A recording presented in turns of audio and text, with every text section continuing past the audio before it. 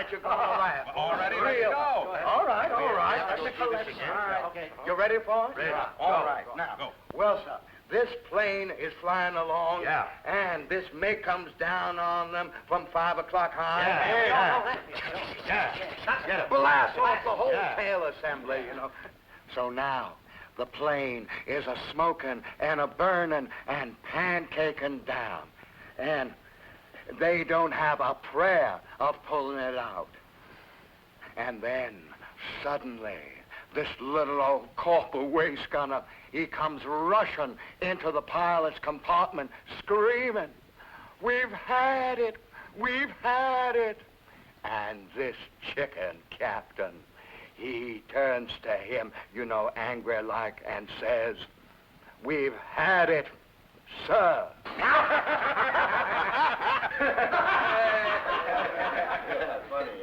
As an officer, I shouldn't be laughing. Were you ever in the Army, Mr. Preston? Back in the dim days of World War II, I was a 90-day wonder in the Judge Advocate's office. Oh, we knew those. We're running a little late. Yes, sir. We'll be out of your way in 2 minutes. Are you skipping somebody? Sorry, sir.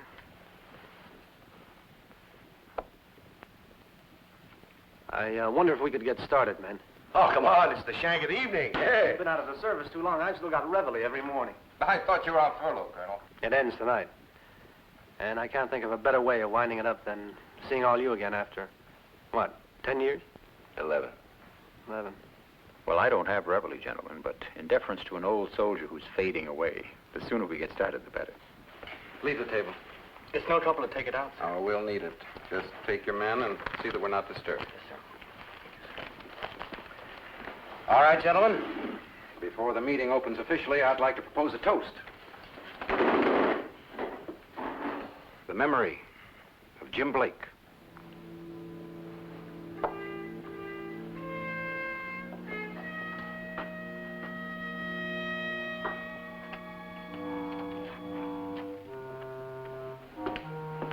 Okay.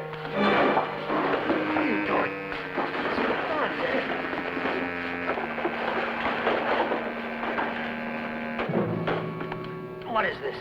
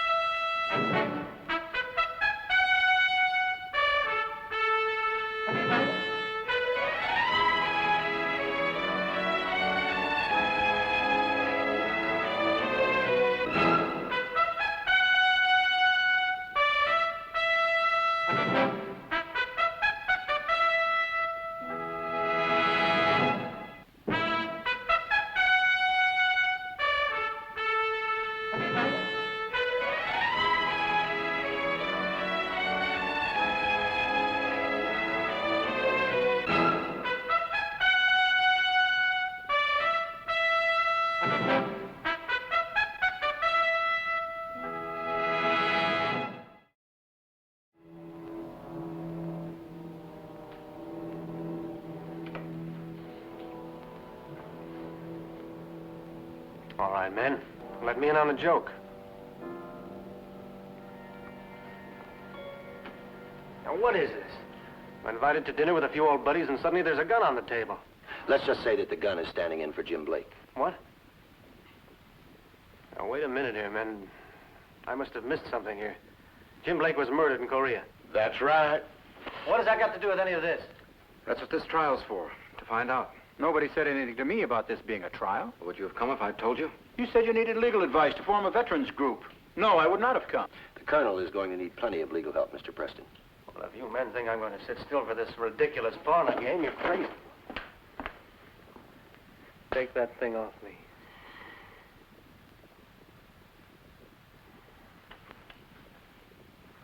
Are you all drunk? No, we're as sober as judges. And you've got to be kidding. Nobody's kidding. That's something we would like you to understand, too, Mr. Preston. Then suppose you tell me just what it is you're not kidding about. It's fair enough. We accuse Colonel Miller of giving military information to the Chinese in North Korea. That's a rotten lie. It better be, Miller, for your sake. Every man in this room was put to torture for that information. A quick look around will make it painfully clear just how desperate they were to get it. 6 of us didn't tell them. One of us did. And you think it was me? Yes, we do. That's why we're here. To make sure. It's not why I'm here. I was brought here to give legal advice to an organization of veterans, not vigilantes.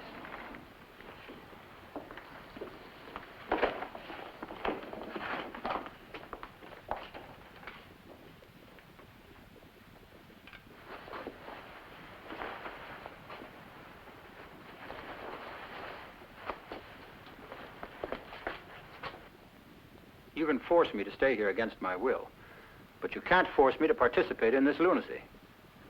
You might go out and alert the police. And we don't want any outside interference before we're finished. 5 seemingly rational men conspiring to try a 6th for treason in a hotel room is incomprehensible to me. Because you weren't there. You can look at Miller, and all you can see is a clean-cut young colonel in the Air Force. A career man with a brilliant military future. At the rate he's going, he might go all the way before he's through. Or before he does. We just want to be sure he's not getting there on somebody else's blood. Why did you wait 11 years? Look, even after 11 centuries, it would gall you to see him referred to in the papers as a Korean War hero if you knew better. Some of us even wanted to take him out into a dark alley and cut his hand off, or gouge his eyes out, or break his vocal cords the way they did cry huskies. Look, the very fact that we're here and you're here proves that we're more than just a posse of vigilantes looking for revenge. What do you call what you're looking for? Justice? Maybe there's no difference. Otherwise, there wouldn't be electric chairs and gas chambers. What's wrong with revenge? Everybody acts like it's a dirty word. It's even in the Bible. An eye for an eye. Explain to me, somebody, what you hope to accomplish. Suppose you find the colonel guilty tonight, 11 years after he committed what you believe to be an act of cowardice. What do you hope to gain? Make me understand. Maybe that's not possible. To you, like most people, Korea's just a place on the map. They didn't even call it a war. A police action. Well, it was a war if you were there, Mr. Preston. We all thought it was a war. We were so sure it was that we took the worst kind of torture to help win it. 6 of us did. Yes. Now you're asking us to forgive the 7th. Before we know whether there's anything to forgive or not. What if he's guilty? Well, then let him admit it. Would you forgive him then? No, I don't think so. I know you wouldn't. Maybe forgiving him is too easy. On him and on us. Maybe there's been too much forgiving and forgetting in the world. Maybe we become too civilized for our own good. Do you know that there are people around who didn't think that Adolf Eichmann should have been tried at all? And a lot of other people who think he shouldn't be hung? Why? Because 20 years have passed? Because he did it out of weakness or duty or fear? Well, maybe all those reasons are true. But so are millions of burned corpses in lime pits true. Do you think that if just one of those 6 million burned corpses were to be brought back to life and asked, would you forgive him, that he would say, yes, I forgive him? No, Mr. Preston, not 1 in 6 million. And if the dead can't forgive, then certainly those who survived shouldn't forget. I was tortured, just as brutally as any man here. It's not a question of who was tortured. It's who talked. Well, did I torture Jim? Or any of you? Now, what is this? Jim was as much a friend of mine as anybody. They dragged him into room 6 and they sliced him to death. Now, how can I possibly be blamed for that? By going into that same room a half an hour later and blabbing the information that he died to withhold. How do you know I did that? We don't. That's what this trial's for. With a gun in the room? What kind of trial is that? You go through the motions of a trial just to delude yourselves that justice is being done. Well, it can't be done, gentlemen. Not that way. Not when every last one of you brought in the verdict with his hat and coat. Well, that's not true. Does anyone object if I poll this jury right now? Let's start with you, Douglas. Do you think the colonel's guilty? Well, I only say this to be absolutely fair to the colonel. Yes, I think he's guilty. What about you, Mr. Watts? All that I know is that I spent an awful lot of plane fare up from South Carolina for nothing if he ain't. In other words, you tend to think him guilty. That's the tendency. Yes, sir. Mr. Sheridan? Guilty. Unanimous so far. Mr. McFadden? I won't vote till I know all the facts. But you think you know some of them right now. I was there. Which of itself disqualifies you? Which disqualifies all of you? Miller!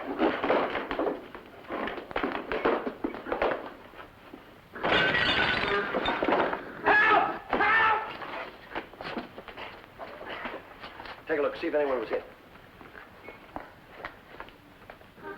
Some folks are gathering round. Anyone hurt? Can't tell. They're pointing up here. Well, the doorman's heading up the street now in a big hurry. Reckon he's going for the police. Well, keep looking. It was a foolish thing to do, Colonel. Why do you think we're conducting this trial? To give you a break, not us. You could have gone straight to the Pentagon with what we know. We want to give you a chance to clear yourself. Now you've made that impossible. I was right. He's got a police officer. Okay.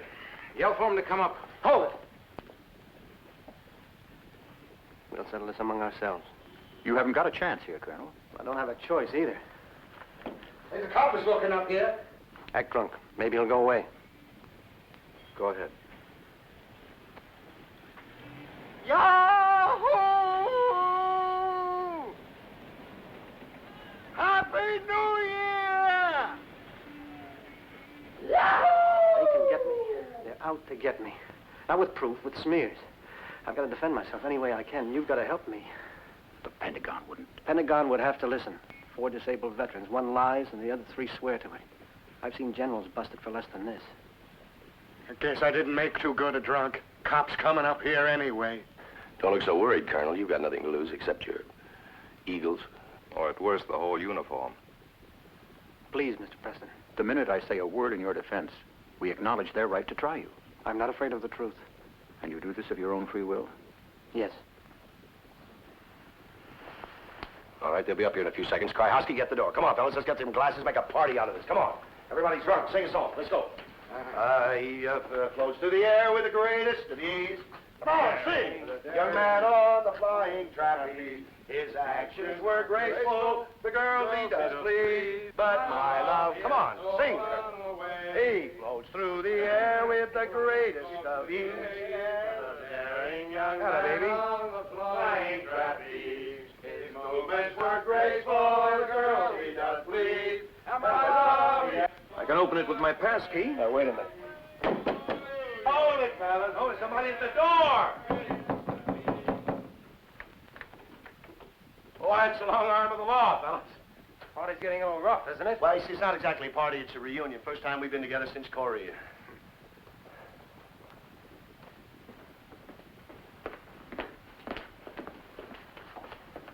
You guys trying to kill somebody? Oh, us? No. On the contrary. There's glass all over the streets. Oh, does anybody get hurt? Not yet. Well, what about this damage? You know how it is when old war buddies get together. For a meeting, not for a brawl. Oh, you know, we... Well, I don't want to break up your little party, fellas. But take it easy, will you? Thanks. And just keep away from the windows. And make sure you're out of here by 12 o'clock. Right. And you always said Miller never had a friend in the world.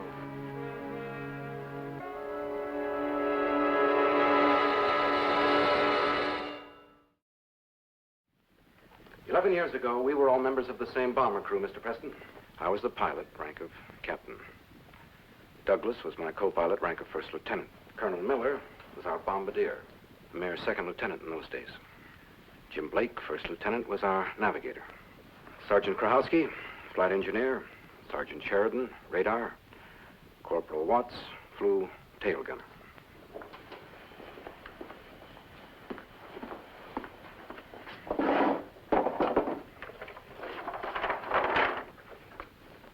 This is a map of Korea.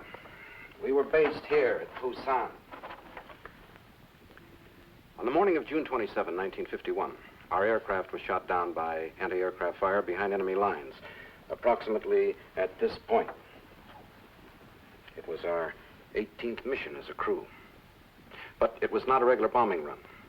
Our assignment was to drop supplies to a large band of guerrillas up north near the town of Kusong. This particular guerrilla unit was disrupting Chinese supply lines coming south. Shortly after our plane was hit, I gave the general order to abandon ship. 7 of us parachuted safely. 7 of us were captured and taken to a prison compound. Here. Shortly after our arrival at the compound, we were taken one at a time into room 6. Now, this was supposedly an interrogation room. Actually, it was a torture chamber. There we learned that they had found our crashed plane loaded with supplies. Guns, food, medicine, ammunition. The interrogator now knew what our mission was, to supply guerrillas, but he didn't know our rendezvous point, and he was in a hurry to find out. He realized that if we didn't make our drop at the arranged time, the guerrillas would flee the area. Therefore, it was our job. No. Our duty to withhold that information as long as possible. Just one final fact. Subsequent War Department information shows that 72 guerrillas, the entire band, was wiped out on June 27, 1951 at Kusong. That's it. Any questions, Mr. Preston? Mr. McFadden, how many men were in your crew on that particular mission? 10. There were always 10 men. I count only 6 here. Lieutenant Blake would have made the 7th. Who were the other 3? Staff Sergeant Hotchkiss, radio operator. Sergeant Osterman, waist gunner. PFC Bernardi, another waist gunner. Were they tortured too? No, they were not. Why? Didn't these 3 men have the same military information the rest of you had? Will you let me And explain? yet they were not tortured. Because they were killed by the flak burst that shot us down, Mr. Preston. Any other questions? Call your first witness. I think for purposes of clarity, we should testify in the order that we were taken into room 6.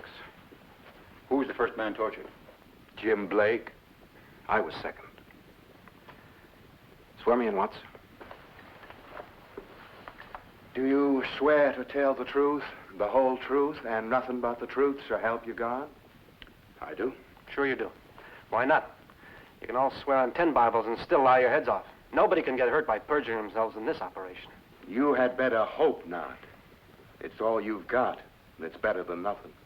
The rest of us prove that we acted with honor once. You'll just have to believe we're going to do it again. Where did you get the Bible, Watts? In the dresser drawer. There's one in every hotel room.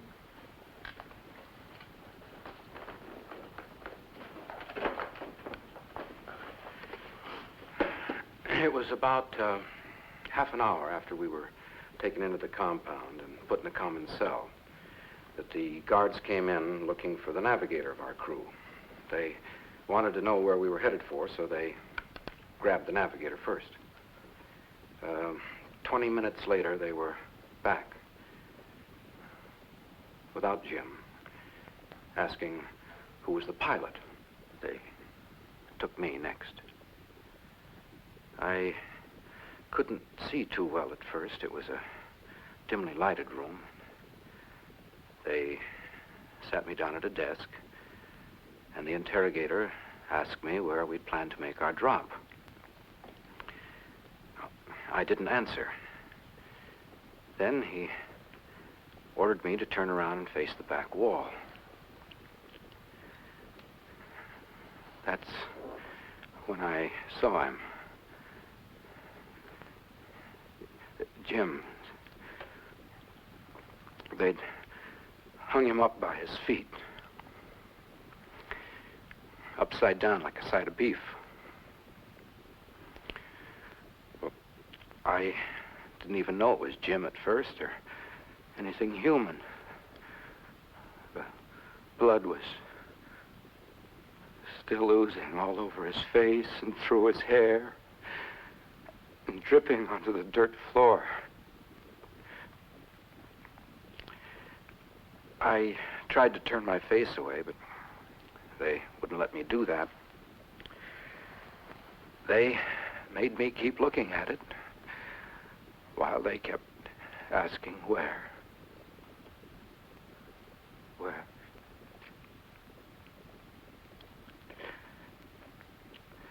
I wasn't ready for it. I didn't know people could do things like this to each other. I couldn't stand it. I started to throw up. It's 11 years and I still can't stand it. Anything you want to ask him, Mr. Preston?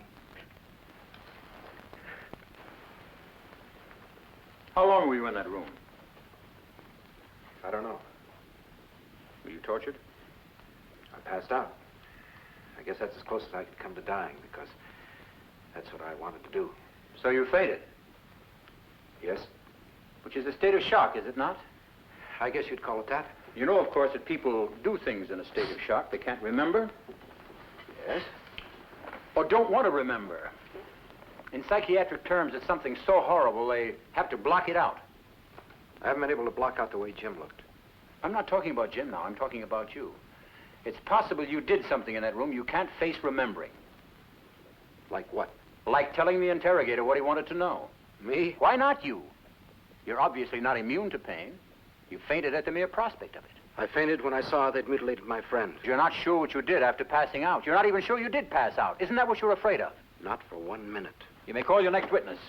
Wait a minute. I was the second man in that room, remember?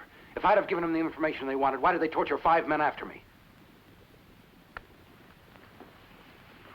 What do you want? I'm the next witness. Oh.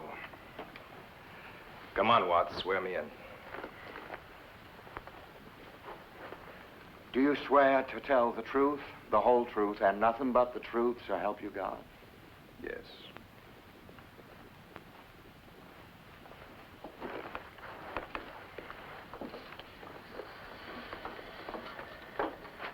Did you see me after I was carried out of room 6? Yes? Was I conscious? No, you were not.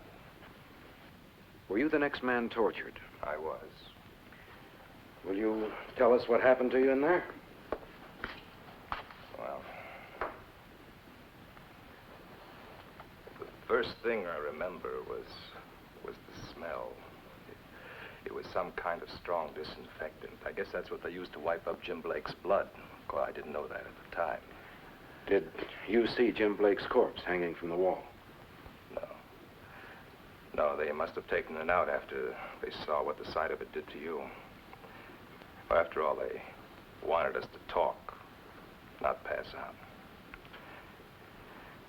They told me to sit down so that I faced the interrogator. Well, he didn't waste any time. He asked me where we were supposed to make our drop. When I was still playing the Geneva Convention rules, I started to answer by giving my name, rank, serial. I never got all of it out. Because my hand. A guard was standing beside me with a piece of lead pipe. He must have been holding it behind his back because I didn't see it. Not till I heard it go whack right across the knuckles. I heard the knuckles, the whole hand crunching under that pipe. For that first second, I don't remember feeling anything. Then I realized that the guy across the desk, he was saying something, but I guess I couldn't make it out. All I was thinking about was how my whole arm was exploding. And whack! Down came that pipe again. Oh, I saw it coming, only I couldn't budge the hand as though the fingers were welded to the wood. Whack! Whack! Blood splashing into my eyes. Whack! Did you give the enemy any information? No, sir. Mr. Preston? Mr. Sheridan, let me say first, I have the profoundest respect for your heroism. Thanks. Not many men would have endured that ordeal to protect a military secret. Very few of us are blessed with that kind of courage. 5 men out of 6 in this room didn't talk. And you don't consider that 5 of those 6 men are heroes? I consider one of those 6 a coward. Different from the rest of you? Very different. Do you believe that all men are created equal? That's what it says in the Constitution. Well, don't you think the Constitution refers to equality of rights rather than behavior? No 2 men will react identically in a given situation. Well, 5 of us did. You didn't know what they'd done to Jim Blake when you entered room 6, did you? No, but I... Nor could you have known what, if anything, they'd done to Captain McFadden. He was still passed out when they brought him back to the cell and took you out for questioning. Isn't that correct? I knew something was going on. Something. But you didn't know you'd lose your hand if you didn't answer their questions. Not exactly my hand. You had no warning of that, did you? That pipe came down on your hand while you were still giving them your name, rank, and serial number. Isn't that your testimony? I could have told him after that first smack. Exactly. Thank you. Watts, you're next. Well, looks like you went out and got yourself too good an opponent, McFadden. I swear to tell the truth, the whole truth, and nothing but the truth, so help me God. You were tortured in room 6, were you not? Yes, sir. And did you know before you were taken in there that you'd be tortured? Yes, sir. How did you know? I saw Sheridan's hand when they brought him back. I mean, what was left of his hand. And what happened to you in there? Well, as I recall, this captain was standing in back of his desk, smoking a cigar. He seemed awful mad, impatient. First question he asked me was, did I ever get anything in my eye, like a cinder or something? I said, sure. Then he said, how about cigar ashes? And I said, no, not that I remembered. He asked me, did I think that would burn? And I reckoned as how it would. Then he asked me, did I think hot ashes would burn more? That's when I was sure what he had in mind. All that time, he'd been puffing hard on that stogie, getting it good and hot. Then he came around the table and held the lighted end in front of my face. And 2 guys held me tight in my chair so I couldn't even turn my head. And the captain asked me, was I going to cooperate? I didn't answer. About all I could think of was that red-hot ash 2 inches in front of my face. And I was trying not to look at it. And suddenly, I wasn't looking at it anymore because it was inside my head. That's when I knew I wasn't going to crack up, no matter what they did to me. I hated that captain so much. They just could have skinned me alive before I was going to give them the right time of day. And instead of answering their questions, breaking down, I started cursing him with every filthy word I'd ever heard. I invited him to burn out my other eye. I even dared him to. I tell you, I was like a crazy man. And I suppose they knew that I meant it because they didn't waste any more time with me. Now, time was what was worrying them. They wanted to run us all through there fast until they found somebody who would cooperate. But that somebody wasn't you. No, sir, never.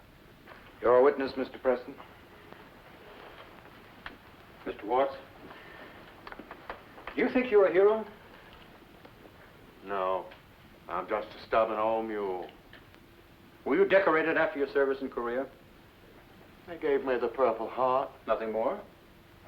the Silver Star. For bravery? Only because they don't give medals for stubbornness. Do many men win the Silver Star? Oh, quite a few, But a great deal more don't. I reckon. So what you did was necessarily out of the ordinary. No, I don't think so.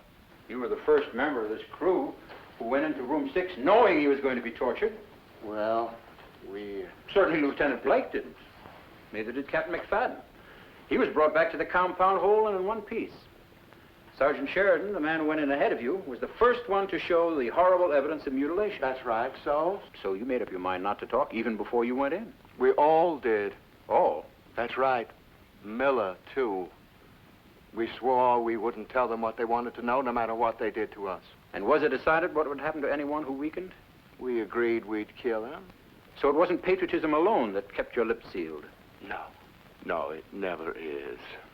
A man doesn't fight and die and stand up to torture just for his country. He does it for his outfit, too, maybe, and his buddies. Exactly. And so you made a pact with these buddies to be as brave as they were. Miller did, too. And you kept your word. Hey, right. Or was it rather because you lost your temper? I lost my eye. Do you know what that's like? I can't think of much worse. There aren't many. And yet you'd like to inflict it on Miller. If he's guilty, maybe. Of what? Treason.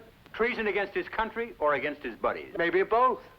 And maybe the only reason you're here now is not because you lost an eye, but because you made a pact with your buddies. And maybe that's not wrong. To punish a man who may have weakened under terrifying pressure, it takes a tremendous amount of courage not to break under those conditions. Perhaps it even takes greater courage to understand the man who did break.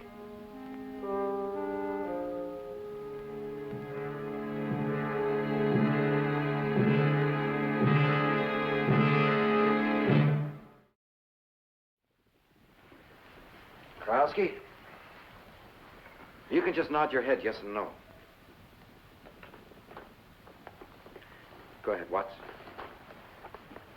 Do you swear to tell the truth, the whole truth, and nothing but the truth, so help you God? Did you follow Corporal Watson to room 6? Were you tortured by the enemy? Did you give him any military information?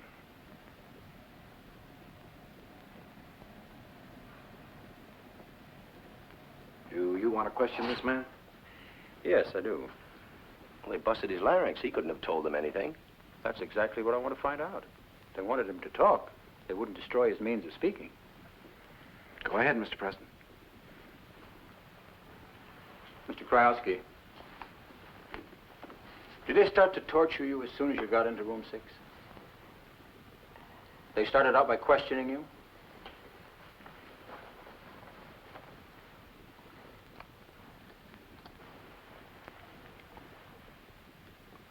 No. I fought them. I'm very strong, Mr. President. I wanted to die fighting. And not like Jim Blake. But they finally subdued you? After I gave them a good fight, I knocked 2 of them down. How did they finally subdue you? Relentless fight. They kept hitting me with it. And I kept fighting until it hit me. Here. I couldn't fight anymore. Too much blood inside. I was drowning. Did they try to question you after that? Did you answer them? Could you have answered them if you'd wanted to? I could have written it down. Did they ask you to write it down? Tell me, Mr. Krajewski, if you had it to do all over again, knowing how the brutality would affect the rest of your life, would you have told them what they wanted to know? I don't know. That's why I'm here. To find out if it was worth it. Thank you, sir. All right, Douglas. Do you swear to tell the truth, the whole truth, and nothing but the truth, so help you God? I do. You were the next man taken into room 6. I was. And you were tortured. Yes, I was. With the same lead pipe? No, they obviously didn't want to repeat the same mistake they'd made with Krajewski. They seemed determined to make me talk. By what means? A knife. A long, thin knife with a curved blade. Every time I refused to answer their questions, it was like they were playing tic-tac-toe on my back, deeper and deeper. Last time I ever took my shirt off in public. I'll take it off now and show you what hamburger looks like after it's healed. No, that won't be necessary. Maybe Mr. Preston thinks it is. I have no reason to doubt Mr. Douglas' word. Did you supply them with the name Cousin? I did not. Your witness. Mr. Douglas, putting Colonel Miller on his trial here was your idea, wasn't it? No, as a matter of fact, I was one of the ones that wanted to get him out into a dark alley. The trial was McFadden's idea. And you agreed? Well, yes, isn't that obvious? Not patently, no. If you felt you had a score to settle with Colonel Miller, why didn't you just settle it by yourself? Why did you feel it necessary to round up 4 other men to help you? They had a score to settle, too. As far as I can ascertain, they haven't been brooding about this for the past 11 years. Neither have I. You instigated this. Well, only after I saw that story about him in the newspapers. Do you happen to have it with you? Mr. Preston, I wouldn't be caught dead without it.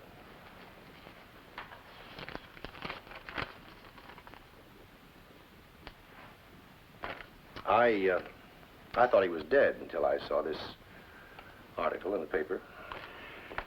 So, you went out and alerted these 4 other men. Did any of them seem reluctant to join you? Yeah, there was a little hesitancy at first. McFadden said he didn't see what good it could really accomplish. But you insisted. I just reminded him of what had happened to Jim Blake and the rest of us. McFadden wasn't tortured. That's one of the first things I reminded him of. You felt he might be persuaded to come out of a sense of guilt for not being tortured. Well, he's here, isn't he? Yes. And the rest of us have our scars. Scars don't necessarily mean a man kept his mouth shut. In fact, the very purpose of torture is to make a man open his mouth. And in most cases, it does just that. Present company excluded. No more questions. Call your next witness.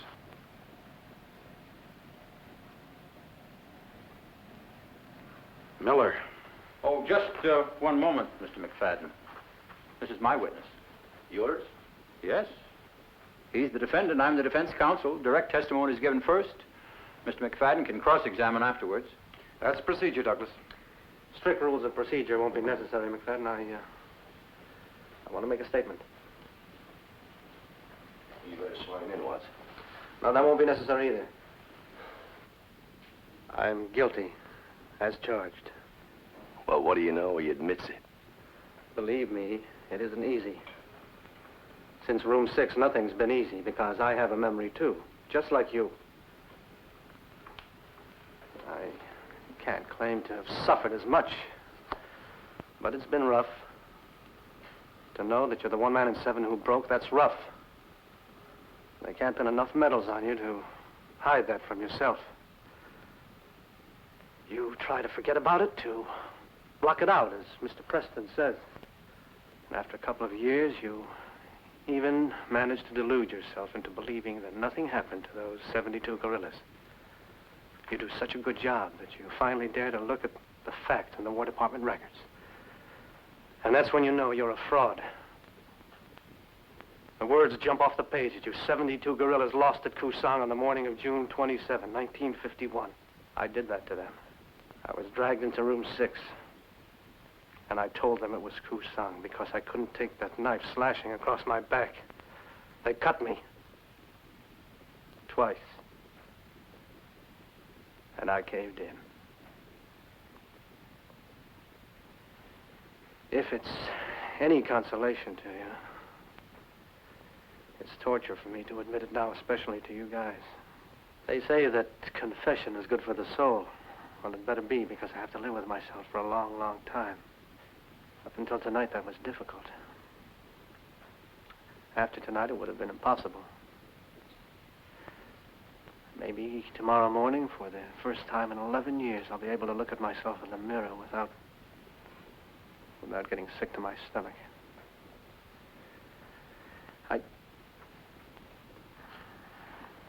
That's all I've got to say.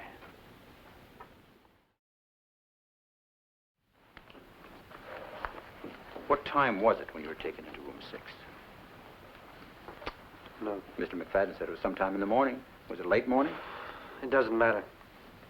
Do any of you remember?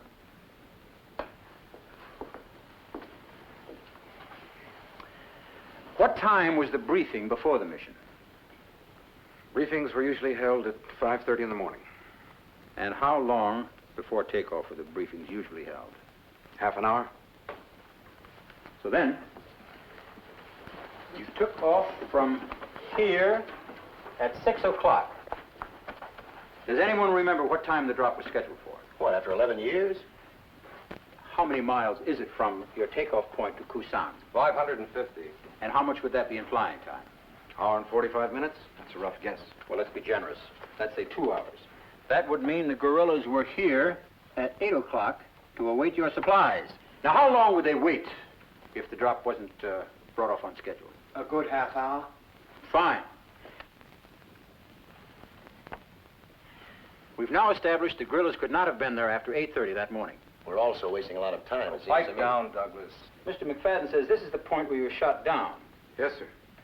How much is that from your base in flying time, would you say? An hour and 15 minutes. So you took off at 6. That would mean you were here at 7:15. And captured immediately. And taken to the compound immediately? That's right. And could you tell me approximately the distance between the point here you were knocked down to the prison compound? No more than 10 miles. Did they march you those 10 miles? No, they took us by truck. Over good roads? In North Korea? Well, then we'll say at least 15 minutes over bad roads to the compound, which would mean you were at the prison at 7:30. Or exactly 1 hour before the guerrillas would leave your rendezvous area. 1 hour, gentlemen. Well, of course. That's why they resorted to torture, because they only had an hour. Mr. McFadden testified they didn't torture you immediately. Not until they found the down plane full of supplies. He said you were in the compound for a half hour before the first man, Jim Blake, was taken into room 6. It had to be 8 o'clock by then, or only a half hour before the guerrillas would leave the drop area. Only a half hour in which to get the information out of one of you. Not one of us. Miller. It was also testified that Jim Blake was gone 20 minutes before they came for the next victim. Now, you stop this. No, look at the figures. They're your figures, not mine. And they prove they had exactly 10 minutes in which to get the information out of 5 men before they even approached. It didn't take them long. If they ran you through room 6 that fast, they wouldn't even have time to question, much less torture 5 men. Those guerrillas were wiped out on that day, June 27th. There's the record. But they weren't wiped out because of anything Miller said or the rest of you didn't say. The fact that the guerrillas were destroyed on that same day was a coincidence. But you don't know that for a fact. I've proved it for a fact. Nothing you said or refused to say made a particle of difference. It was too late to make any difference. They had only 10 minutes in which to torture a man into informing and then dispatch troops to the area. Do any of you realize how much time that alone would have taken?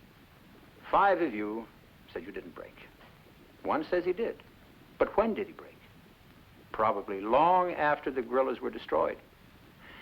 Every one of you could have answered every single question put to you by that interrogator, because it was too late to help the guerrillas at Kusang.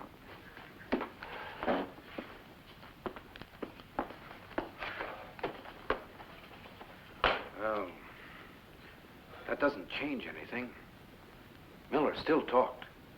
That's right. And not because he thought it was too late to do any damage, was it, Miller? No. I talked because I couldn't stand the pain anymore. Well, that's all that matters. Let's get some paper and get his confession down. You're really out for blood, aren't you? That's right. Why? Are you kidding? I am not. I'm just trying to figure out why you are so much more determined than the Me? others. We're all determined, aren't we, fellas? Well, come on. Are you going to let some lawyer talk you out of 11 years? I'm trying to make the next 11 years easier for all of you. I urge you to stop and think.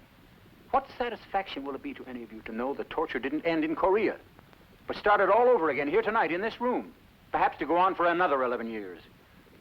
Where will it end? Torture breeds torture. Will it bring back Watt's eye or Sheridan's hand or Krajewski's voice or Jim Blake's life? Don't keep torturing yourselves with memories of room 6 for the rest of your lives. You, more than any group of men I can think of, should have learned one thing from that nightmare: compassion. Men who have suffered pain should be the last ones to want to inflict pain. If you can show compassion here tonight, your torture will not have been completely meaningless and in vain. Well, it's easy to be compassionate about those who have not suffered. Did you shed more blood than any of the others? I don't know. We didn't stop to measure. I'm trying to figure out what makes you the most bloodthirsty. Well, do you doubt my back's all cut up? I doubt that any man who's cut up would be this anxious to cut up someone else. Mr. Preston, maybe you have forgotten that I am the one that got this group together. I remember it very clearly. The one who's least visibly affected is the most dedicated. Why? Well, suppose you tell me. The only reason I can think of is that perhaps you gave out the information before Miller did. What? Oh, McFadden, I thought you said he was a smart lawyer. Suppose I had have given him the name Kusong. Now, why would they have bothered taking Miller in after me to room 6? Maybe for verification, or maybe that was the deal you made with the interrogator before you talk. Maybe he agreed to call in Miller after he was through with you so it appeared to the others you kept your mouth shut. Well, then why would I come here tonight? To give you a chance to prove you were not the coward. Oh, you mean even though I was, huh? Because you were. Once you could wring a confession out of Miller, you'd be in the clear. As much a hero as they are. In the clear with whom? I haven't seen these guys in 11 years.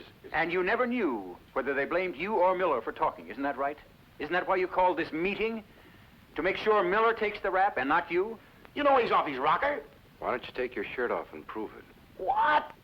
Oh, come on now. You're not beginning to believe this guy, are you? Go ahead, Douglas. Oh, come on. You're losing your grip on this thing. I'm not on trial. Here he is. Oh, come on now. Now, leave me alone. Now, don't touch. Now, listen. Don't let him scuff with his... Don't do that. Please don't hurt me. Look, he said that the gorillas would have been killed anyway. Now, please don't hurt me. Don't hurt me. Please don't hurt me. Don't hurt me. Don't hurt me. Don't hurt me. Please don't hurt me. Please. Nobody's gonna hurt you. Don't hurt me. Not a mark. Not one single mark.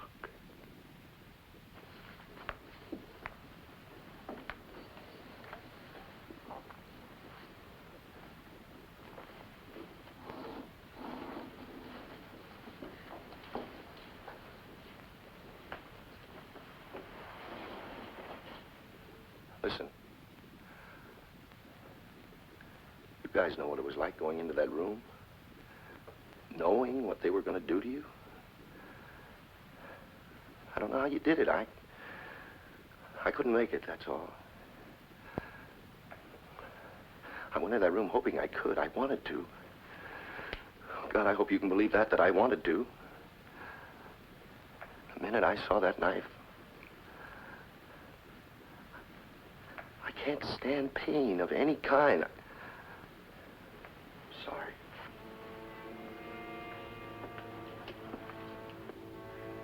I guess the party's over.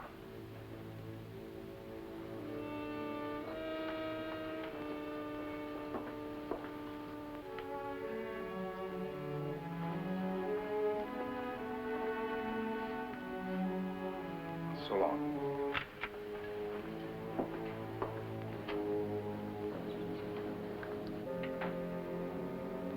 Nobody's going to tell this to the Pentagon. I am.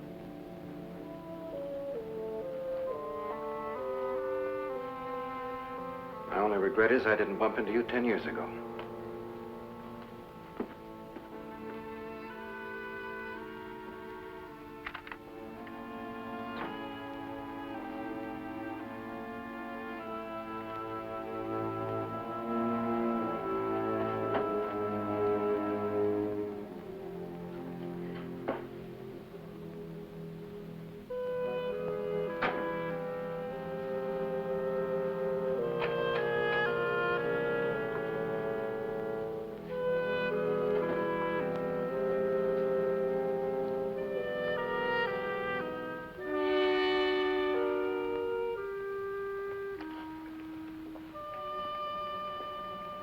I'm taking a cab across town. Can I drop you anywhere? I'm not going anywhere.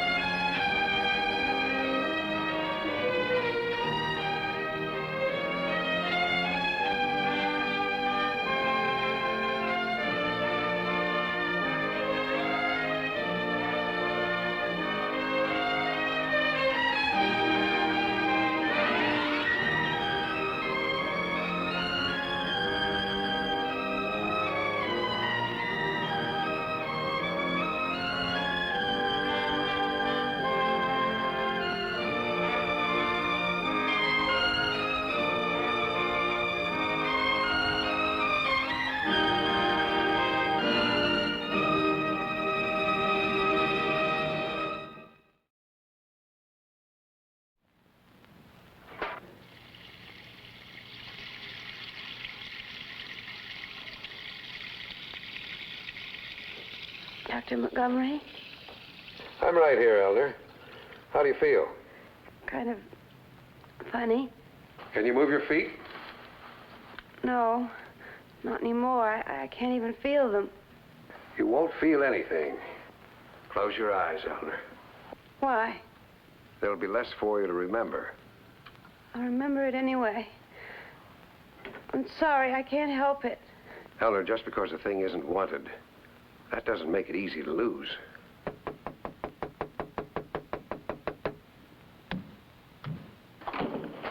Stand where you are. Who are you?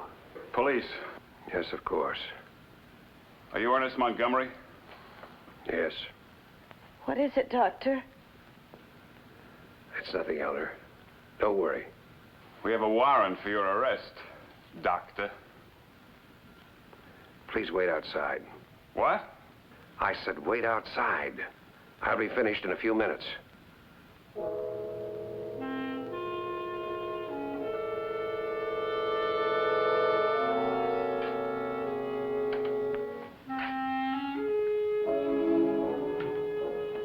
What are they going to do?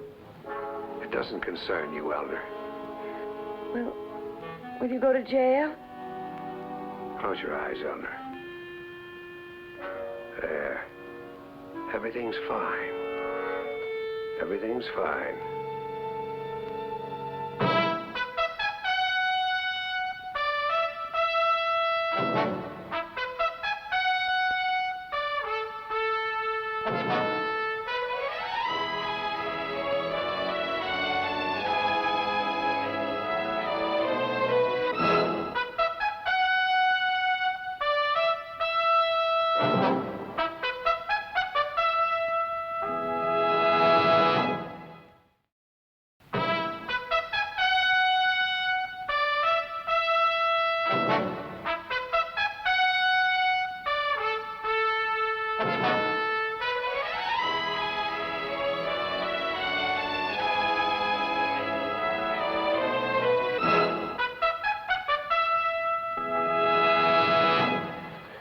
Mr. Preston, how do you feel about abortion?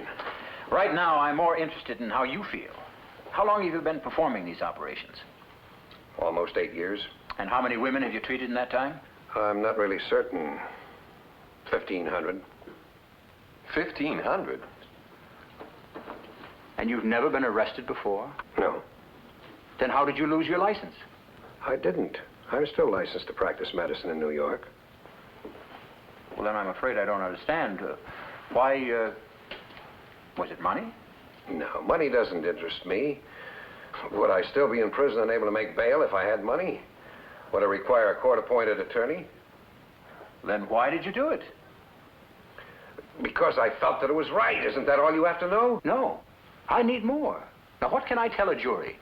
You say you have performed 1,500 illegal abortions. Why? I have to know. Mr. Preston, in the past 8 years, over 20,000 expectant mothers have come into my office, each one of them wanting an abortion.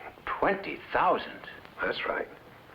And I only operated on 1,500. That's 1 out of 14. On what basis did you decide to operate? Well, more than half of them were married. I refused all of them. Why? There was nothing preventing them from having children. Their motives were purely selfish. I also turned down a number of unmarried women whom I felt were strong enough and mature enough to stand up under the abuse of public opinion. Who else? Promiscuous women whose pregnant condition only interfered with their amusement. And also women with strong religious feelings were caught in a conflict of sin. They were trying to negate one sin with another. Then you did consider it a sin? They did. That's what mattered. But there were times when I felt that it would have been sinful to refuse to help. When was that? When I'd sit across my desk from a teenage girl who'd made a terrible mistake and had nowhere to turn. Try to imagine that predicament. Accidentally pregnant, yet not strong enough or mature enough to want the child. On the one side, the law says that she must have the baby. On the other, her parents, relatives, society in general condemns and ostracizes her if she does what the law demands. If she has the baby, she's ruined. If she doesn't, she's breaking the law. This country is run by laws, Doctor. Why did you decide to break the law? I couldn't think about the law. I was faced with unhappy, suffering people. Human beings who were alone and afraid. They'd come to me because I could help them. Because I had the training and the ability to help them. You also had a responsibility, Doctor. A responsibility to whom? To the people who can't forgive a mistake? Or to the victims of that mistake? All right, Doctor. I can tell that to a jury. Ken, I'd like you to get in touch with a girl named Sandra Mason. She was in the office when the doctor was arrested. Is that the one who was on the operating table? No, that was Eleanor Stafford. I'll see her myself. Doctor, I'll see you again soon. In the meantime, is there anyone we can contact for you? Family, friends? No, my wife died 20 years ago. I had a daughter, but she was killed some years ago in an accident. It's because I'm alone that I could do all of this. I couldn't harm anybody but myself. There is something that you could do if you have the time. Of course. What is it? Yesterday was my daughter's birthday. She would have been 28. I usually manage to get out to the cemetery to visit her on her birthday. I like to leave a small bouquet of flowers on her grave. I'd pay you for it. I'll find time.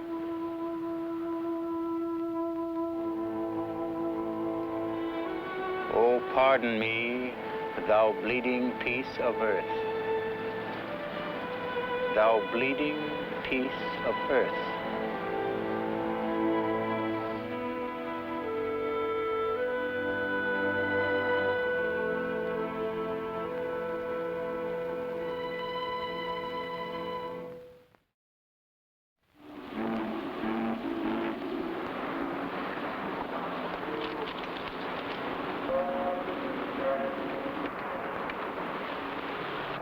Mr. Preston?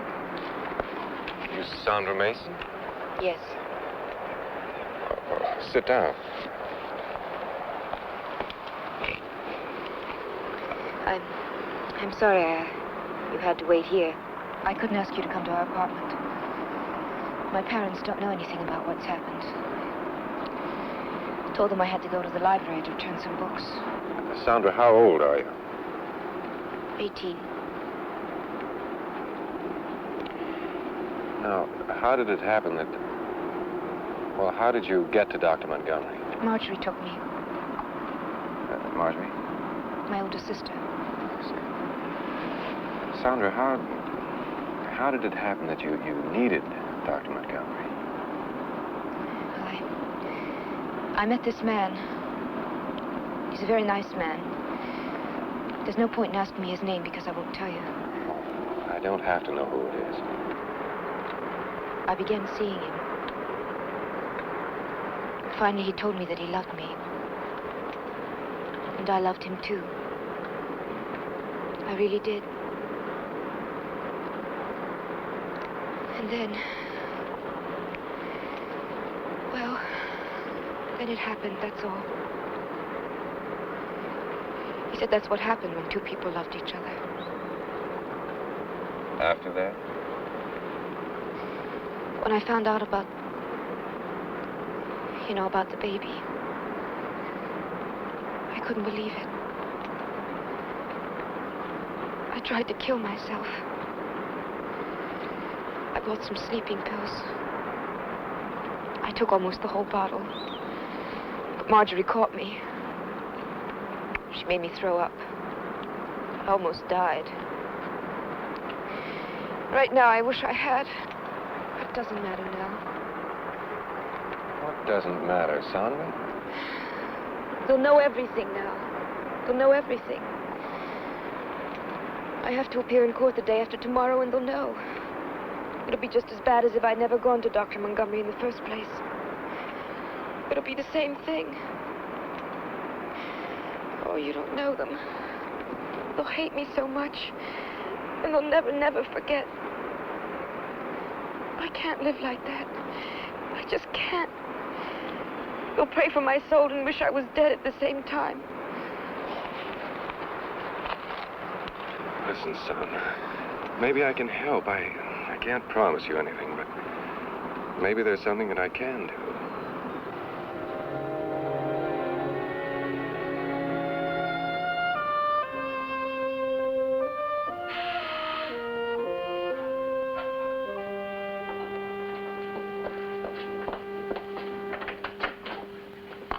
Hello? Miss Stafford? Yes, I'm Miss Stafford. My name is Preston. I'm an attorney. I represent Dr. Ernest Montgomery. Oh, I'm not sure I'm supposed to talk to you. Why not? Well, the district attorney's office called me and asked me to testify against Dr. Montgomery. Are you a complaining witness? I don't know. What is it? Have you a grievance against Dr. Montgomery? No. Well, you see, as far as the district attorney is concerned, you're a material witness. That is, you were present when the alleged crime took place. I'm here to see if there's any reason to call you for the defense. May I come in? Oh, yes, please do.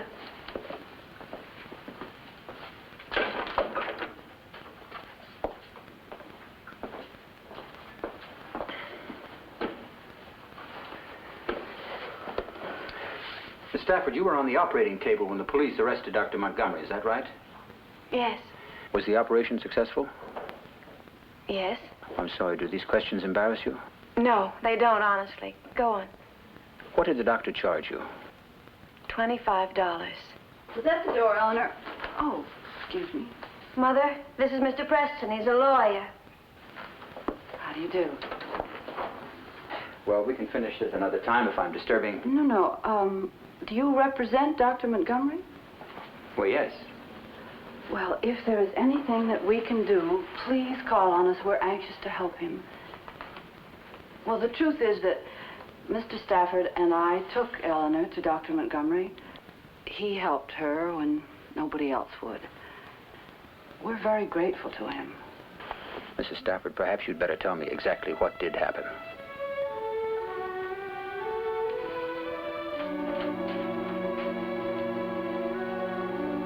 How are you, Doctor? I'm all right. I went out to the cemetery. Oh, I appreciate that. Thank you. Oh, pardon me, thou bleeding piece of earth. That's an unusual epitaph. Yes, I suppose it is. Where's it from? Nothing. Just something I thought of. I thought it was appropriate. According to a Dr. Nathan Benedict, you and he shared offices together for 12 years. And during that time, you had one of the most successful orthopedic practices in the city. Is that correct? Yes. Then nearly 10 years ago, you suddenly moved out of your office without giving Dr. Benedict any explanation. Why was that? I've already told you I saw a gap between the existing law and its alternatives, and it was a gap that I decided to fill. Most people have strong feelings about one thing or another, but you let your feelings destroy your career and alter your whole life. Why? My career seemed unimportant to me. There are hundreds of good orthopedists. I don't see what difference my motives can make. They're all we have to present to a jury. I'm trying to prevent you from spending 5 years in prison. I'm not looking to be saved. Don't you see that? Then what do you want? To be understood. Then help me to understand you. Why did you do it? What made you battle the law all by yourself? Because I believed in what I was doing. Somebody had to make safe, inexpensive abortions available for people who needed them. Dr. Montgomery, I've thought about this a great deal, and I believe I'm right. Let me plead you guilty and throw you on the mercy of the court. No! There are things to be said, aloud, in public. I want to be heard. I understand your principles, but principles aren't admissible in a court of law. Only facts. You're telling me I'm going to lose, aren't you? It doesn't matter. I expect to lose. I lost when I was caught. Mr. Preston, how are bad laws revised? By legislative action. And how's that action brought about? Usually by the necessities of the times. And by altered public opinion? Yes. Well, I want to see if I can alter public opinion. I want to see if I can help change the law on abortion. I was caught because I adhered to a principle. I want the facts to be known whether I win or lose. You can help me. Will you do it? I'm not sure I approve of using the law as a forum rather than an instrument of justice. There are all kinds of justice. Yes, I suppose there are. I don't know whether I agree with your principles or not, but I respect you a great deal for having them. All right, Doctor. Let it be your way.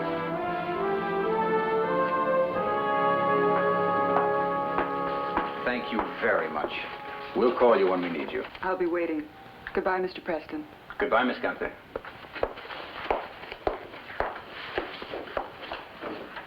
Oh, I'm sorry.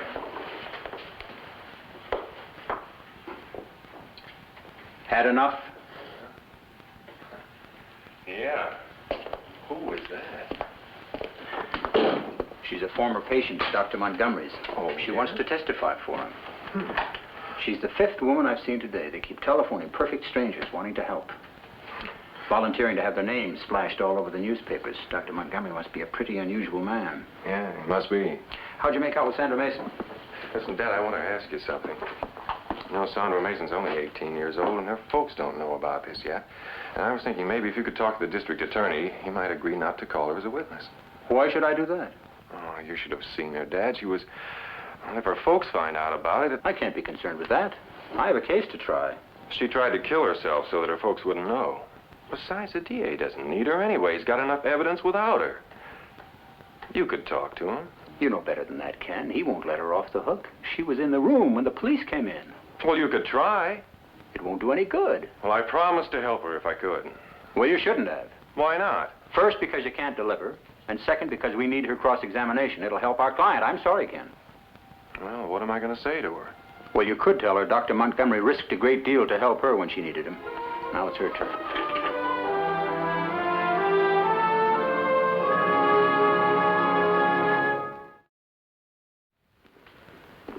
Mrs. Morse? Mrs. Morse, you're a housewife, is that correct?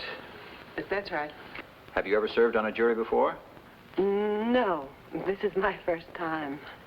Do you know the nature of the case about to be tried? Yes. What is it? Well, you know. Yes, I do, but I'm asking you. Abortion, isn't it? Does the word embarrass you, Mrs. Morse? A little, yes. Do you know there's such a thing as legal abortion in this state? No. How do you feel about that? Legal or illegal, I'm against it. I'll excuse you for cause. Consent. Step down, please. Clerk.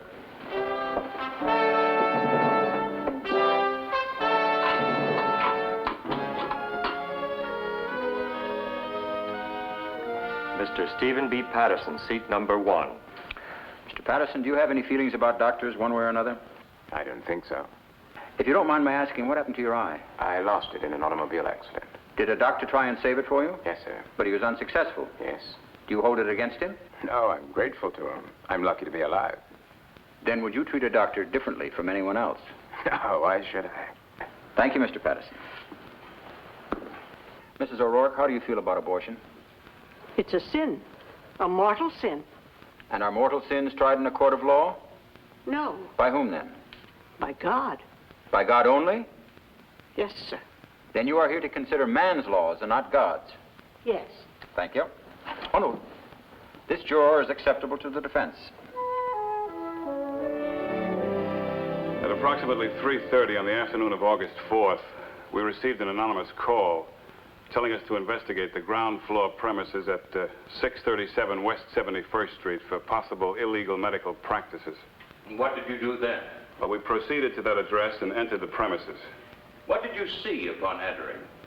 Well, the doctor was bending over... Excuse me. Can you identify the man you call the doctor? That man over there. Let the record show that the witness has identified the defendant, Ernest Montgomery. Yes, Sergeant, go on, please. What did you see? Well, the doctor was bending over a girl. She was lying on a table, and he was operating on her. Objection. The sergeant is not a medical expert. He doesn't know what the doctor was doing. Sustained. Sergeant, did the doctor have anything in his hand? If so, what? Yes, sir. Medical instruments. Were the two persons you saw the only ones on the premises? No, sir. We found another girl in an adjoining room. What was that other girl doing? She was lying in bed. She kept insisting that she couldn't be moved, that she was still under the effect of an anesthetic. Did the doctor say anything to you concerning that other girl? Yes, sir. He told us that he had just operated on her and that she wasn't to be moved until the anesthetic had worn off. Thank you, Sergeant. That will be all. Miss Stafford, you were the person on Dr. Montgomery's operating table when the police broke into the office? Yes. Did you go to that office for the purpose of obtaining an illegal operation? Yes. Were you pregnant? Yes. Then you went to Dr. Montgomery for an abortion? Yes. Was the abortion performed? Just a moment. Mr. Preston, aren't you going to object? The witness is not a qualified medical expert. The defense is willing to concede that an operation was performed on Miss Stafford, which resulted in the termination of a pregnancy. Very well. You may proceed. Miss Stafford, I have just one more question. Who performed the operation? Was it Dr. Montgomery? Yes. Thank you, Miss Stafford. Your witness. Miss Stafford, will you please relate the circumstances which first brought you to Dr. Montgomery? Objection. Your Honor, such testimony is irrelevant and immaterial. The district attorney hasn't heard the testimony yet. How does he know it isn't relevant? You know it as well as I do.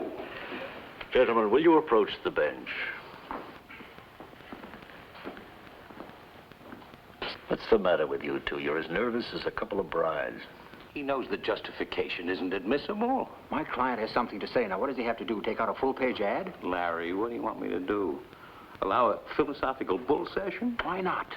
Now, we've got to have some latitude when a law has been broken for the purpose of testing it. And why should the defendant take all the risks? I don't think our legal system should show less faith in the inevitability of justice than its questioners do. What do you say, Frank? I'll leave it up to you.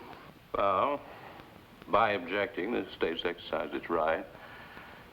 By withdrawing it, we'll demonstrate our faith. Thanks. All right, gentlemen. Once more into the breach. Eleanor, do you recall the question? What were the circumstances which first brought you to Dr. Montgomery? This is the second time I've been in court in the past 2 months. The first time I was the state's witness in a case of criminal assault. What kind of assault?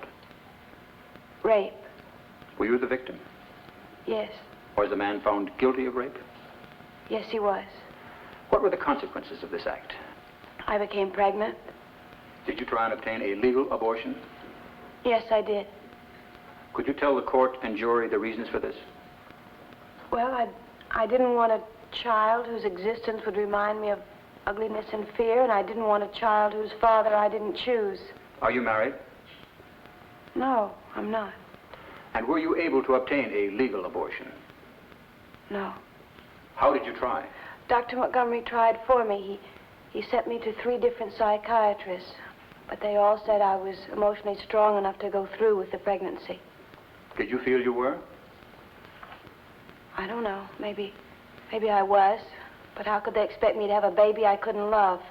Do you mean to tell this court that having been criminally violated and made pregnant, you had no recourse but to break the law?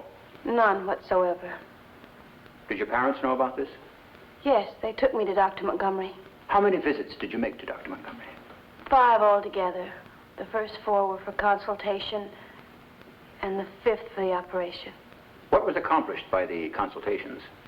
We talked. We went over it again and again, and it wasn't until the 4th visit that Dr. Montgomery consented to operate. Just one more question, Eleanor. How much did you pay Dr. Montgomery for his services? $25. For all 5 visits? Yes. Thank you. No more questions. Redirect. Thank you, Your Honor. Miss Stafford, I have only 2 questions. The same 2 I asked before. Was an abortion performed? Yes. By the defendant, Dr. Montgomery? Yes.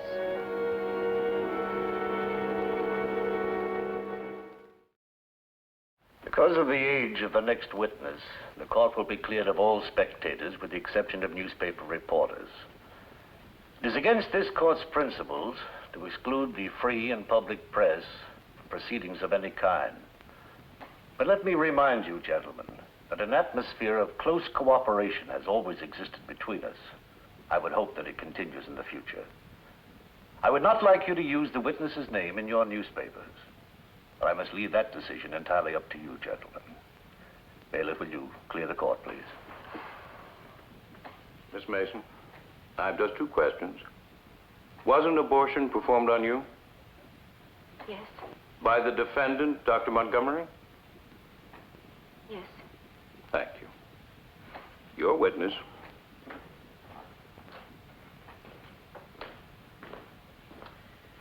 Sandra, how many times did you see Dr. Montgomery before he performed the abortion? 3 times. And I had a consultation with a psychiatrist. Was that for the purpose of obtaining a legal operation? Yes. Was it granted? No. Did Dr. Montgomery ever give you a reason why he was performing the operation? Yes. He said I wasn't emotionally ready to have a baby. That I was too young and too confused, and there was a bad situation at home. How much did he charge you? $20. Do your parents know about this? No.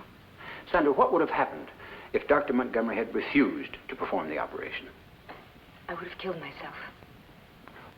Perhaps you thought about it, but you wouldn't actually have done it, would you? Yes. I've already tried once with sleeping pills. Yes, I would have done it. Why? What were you so afraid of? My parents. I don't know what I'd do if they found out. I couldn't face them. I just couldn't. And Dr. Montgomery went over this with you again and again? Yes. He tried to convince me to tell them, but I wouldn't. And finally he understood. And what about the man? I don't want him involved. Did you want to marry him? No, I didn't, and I don't. I don't want my whole life based on one mistake. Thank you, Sandra. No more questions. Miss Mason, I have only 2 questions. Was an abortion performed on you? Yes. By the defendant, Dr. Montgomery? Yes. Thank you. Your Honor, that is the case for the prosecution. Mr. Preston, is the defense ready? Yes, Your Honor. As our first witness, we call Dr. Susan Phillips. The Manhattan Institute of Medicine functions as an information service for the New York metropolitan area. What is your position at the Institute, Dr. Phillips? I'm director of research. Are you a medical doctor? No, sir. I have a PhD in sociology. In the course of your work, have you had the opportunity to compile data on abortion? Yes, we have. But it's been extremely difficult. Why is that? The operation is illegal in all 50 states. Exact information is almost impossible to obtain. Is abortion always illegal? Almost always. If an expectant mother can satisfy a doctor, and usually it has to be 3 doctors, that having a baby would be physically or psychiatrically dangerous, a legal operation can be authorized. It doesn't occur very often. I see. Could you give us an approximate idea of how many illegal abortions are performed each year? Objection. Your Honor, I fail to see the relevancy of all this. I don't see any harm in a little objective information. Proceed, please. Dr. Phillips? The latest intelligent estimate points to over 1,200,000 illegal abortions a year in the United States. Excuse me, Doctor. 1,200,000. Yes, sir. Well over 3,000 a day. Would it be possible for you to break those figures down for us, please? Over half the operations are performed on married women. But 1 out of every 10 women in this country becomes pregnant during her unmarried life. And out of the more than 600,000 unmarried pregnancies occurring each year, 9 out of every 10 are medically aborted. Could you tell us how many involve young girls? How young? Teenagers. About 15%. That's to say that approximately 175,000 abortions each year are performed on girls between the ages of 12 and 19. Dr. Phillips, does your institute recommend any solution to this problem? Yes, sir. We believe that abortion should be treated as a social problem rather than a criminal problem. Objection. The witness is making a conclusion. I'll sustain it. It will be stricken. No more questions.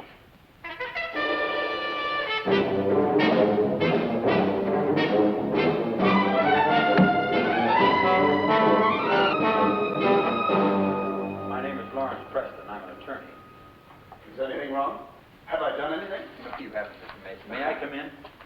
No. Well, what's it about? It's quite important. I'd like to talk to you for a moment. Oh, well, Sandra, would you mind leaving us alone for a few minutes? I think it would be better if she stayed. Well, what's this got to do with her? I'm sorry it had to happen like this, Mr. Mason, and that I'm the one who has to tell you. Please, Mr. Preston, don't. Sorry, Sandra, I have to. What is it? What is it? What's this got to do with you? He helped me, says Sam. Is this you? They writing this about you? Answer me! Are you mixed up in this? Answer me! Mr. Mason. You keep out of this! Sandra Mason. I was reading about this. I was thanking God that my daughter wasn't the kind of a girl that would be mixed up in anything ugly like this.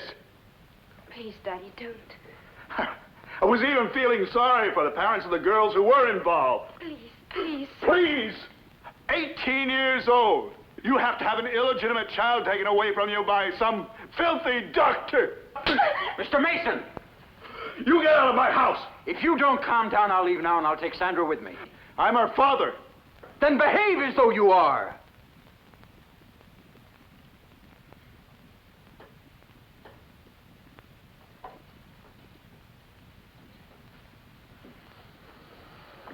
Dr. Montgomery tried to help her because she was in trouble. Now, I suggest you do the same. I can't. I'm disgusted by her. Are you? She made a mistake. Have you never made a mistake? It wouldn't surprise me if you look back over your life. You've made worse ones than this. She tried to keep it from you, to spare you, but she couldn't. She tried to save you from disgrace. Now, you've got to do the same thing for her. What do you think the function of a father is? To reject, to condemn, to punish? Or is it to forgive, to understand, to love, and to protect? Daddy, please.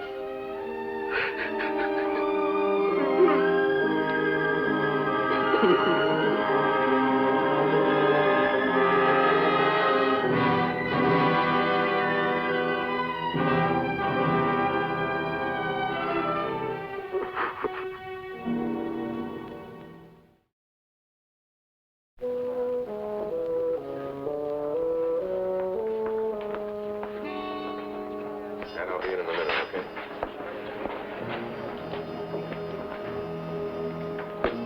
You're the reporter who broke that piece about Sandra Mason, aren't you? Correct. Well, I'd like to congratulate you, only I guess it doesn't take much to make the front page of that so-called newspaper of yours, does it? Look, Sonny, I didn't put her on the stand. The judge asked you to lay off. Maybe he didn't think it was news. I did. If they ever give a Pulitzer Prize for garbage, you're going to be first in line. Yeah. Along with lawyers who defend abortionists.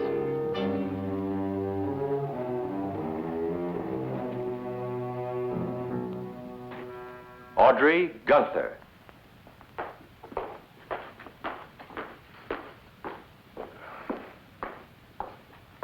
Raise your right hand.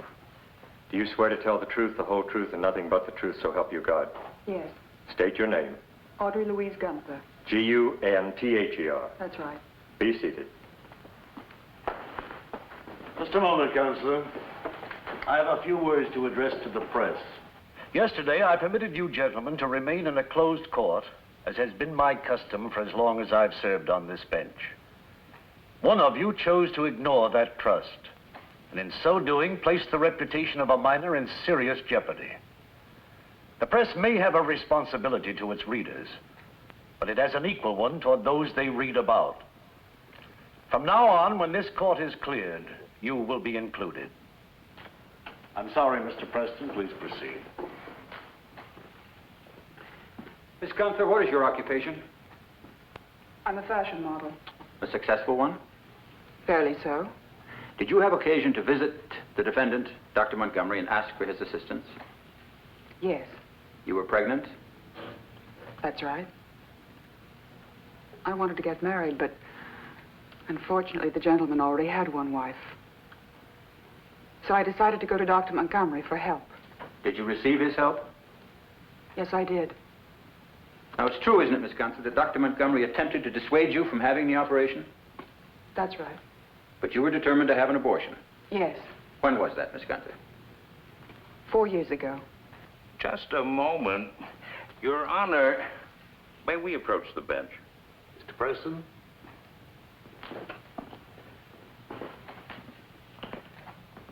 Prosecution has been very generous in allowing irrelevant testimony to be introduced.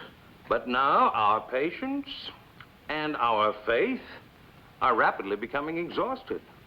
Mr. Preston is picking and choosing from among who knows how many cases over the last several years to find the ones that will do his client the most good.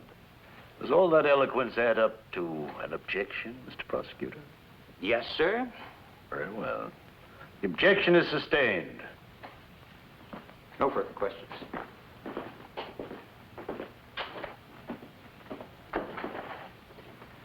He's opened his mouth. Now let's see if he puts his foot in it. Preston is about to lose a witness. I hope he knows where to send the body.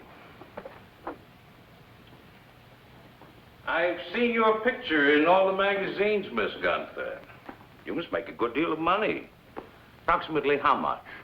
Around $50,000 a year. That is a lot of money. How old are you? 29. Miss Gunther, do you mean to tell the court that a woman of your age and your means was unable to act within the law? No. What was preventing you from having that baby? Nothing? And that's what the defendant told you, isn't it? On 7 separate occasions. Yes. And yet, in spite of that, he went right ahead and operated anyway, didn't he? No, he didn't. Miss Gunther, you have testified that the defendant helped you. Yes, he did. By refusing to operate. No further questions. Mr. Preston, anything on redirect? Yes, Your Honor.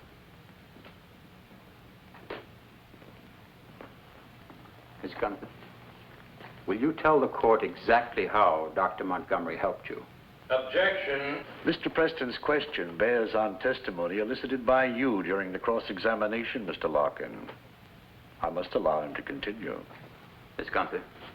Well, Dr. Montgomery convinced me that having an abortion would be a mistake, and that I'd be very sorry for it later. He persuaded me to have the baby. I love my daughter very much. She's the center of my whole life. She's made me very happy. No more questions. Your Honor, I have only one more witness, the defendant, Dr. Ernest Montgomery. He's been duly informed of his constitutional rights concerning self-incrimination. Proceed. How old are you, Doctor? 56. How long have you been practicing medicine? 32 years. What was your specialty during most of that time? Orthopedics. Then why did you feel you were qualified to perform abortions? I was able to study and observe there the latest and safest methods of performing such an operation. You say safest. Then in your opinion, the operation could be dangerous. Extremely so. In the hands of incompetence, very dangerous. Even fatal. Have you ever injured a patient? Never. It's been testified to by previous witnesses that you engaged in psychological counseling of your patients. Had you any training in this field? Oh, yes. When I was in Switzerland... Objection. Your Honor, I fail to see the relevance of this testimony. Of course, at the Harvard Business School is no justification for embezzlement. I'll sustain it. I think you've established your point, Mr. Preston. You may move on to other areas. Dr. Montgomery, why did you go to Switzerland in the first place? You had an extremely successful practice here in New York. Why did you abandon it? Well, after my daughter was killed, I wanted to go away to take stock of my life, I suppose. Now, Doctor, isn't it true that your daughter's death had a direct bearing on the branch of medicine you subsequently chose? Perhaps. On the stone over your daughter's grave, there's an inscription. It's not the usual sort of epitaph one finds on graves, Doctor. Did you put it there? Yes. Oh, pardon me, thou bleeding piece of earth. That's part of a quotation, isn't it? Yes. Do you recall the source, what it was taken from? No. It's from Shakespeare's Julius Caesar. Do you remember the next line, Doctor? Or shall I refresh your memory? No. I remember. Oh, pardon me, thou bleeding piece of earth, that I am meek and gentle with these butchers. Doctor, was your daughter butchered? Yes. By whom? I don't know. I never found out. What happened, Doctor? What happened, Doctor? I need this. Well, she was 18 when she became pregnant. I didn't know about it. She never told me. I suppose it isn't the sort of thing that young girls tell their fathers. Anyway, it happened. And she must have been desperate. Frightened and alone. Too young to use good judgment. So she went to a doctor. Except that he couldn't have been much of a doctor, not with what he did to her. He bungled the operation, and he put her in a taxi cab, hemorrhaging, and sent her home. I tried to help her, but it was too late. She died 3 hours later. It was after that you went to Switzerland. Yes, I wanted to get away to think things out. But finally, I decided to do what I could to see that other frightened and desperate young girls wouldn't be cut up and thrown away the way mine was. Doctor, these frightened and desperate girls, must they break the law? What choice have they got? Either they become social outcasts by obeying the law and having their children, or they break the law. The operation, at least, can sometimes be kept a secret. It isn't so easy to hide the child. Doctor, weren't you making it easier for these young girls to make the same mistake again? Well, I worried about that at first, but so few of them came back a second time, and when they did, they were refused, that I realized that most of them had learned from the one mistake. I hear from some of them. Most of them are leading normal married lives now with children that they want and love. Not children who are the products of a casual experience, but the basic reason for that experience. Doctor, what would have happened to these young girls if you hadn't helped them? I don't know. Most of them had no money, no friends. They could have fallen into the hands of abortionists who might have maimed them, even murdered them. Many of them do, you know. Many of them do. At least I'm a good doctor. If nothing else, I'm that. Doctor, is it your opinion that the law on abortion is unjust? A law can't be enforced against desperate human beings unless it offers some reasonable alternative to breaking that law. In this case, there isn't any. So far, medicine has provided the only answer. But society condemns it. They call it dirty. All right, then, let them provide another answer. Anything. Don't they realize that they force these young girls to grasp at any promise that's offered to them? And if this promise remains so rigidly outside the law, young girls in trouble will invariably fall into the hands of quacks and butchers. Well, someday, I'm sure there will be a more humane and more reasonable approach. I simply tried to help a lot of people who couldn't wait. Thank you, Doctor. Doctor, when you're performing one of your operations, aren't you destroying a human life? Perhaps. Perhaps. We're discussing a human organism here. Something without shape, memory, experience, or personality. If such an organism is being destroyed, there's no doubt about it. But most women are capable of creating such an organism 13 times in a year. If you were to ask me whether or not a human being is being destroyed, I would have to answer no. Still, it is a living thing, isn't it? Isn't life sacred? Yes. But there's nothing sacred about a hopeless life. A life without love and security, without happiness. A life completely unwanted by everyone concerned. Doctor, you said that there was no alternative to breaking the law, that these young girls have no choice. But isn't it true that there are homes specifically provided for unwed mothers, where their babies are looked after, and arrangements are made for adoption? Yes, there are such homes. Well, isn't such a home an alternative to breaking the law? Depends on which law you mean. A young mother giving up her child, agreeing never to see it again, violates every law of human behavior. Now, you may call that an alternative. I call it an atrocity. All right, Doctor. I have only two more questions. First, Were you performing an illegal operation at the time you were arrested? Yes. Then you admit to knowingly and willfully breaking the law. Yes. Thank you, Doctor. That will be all.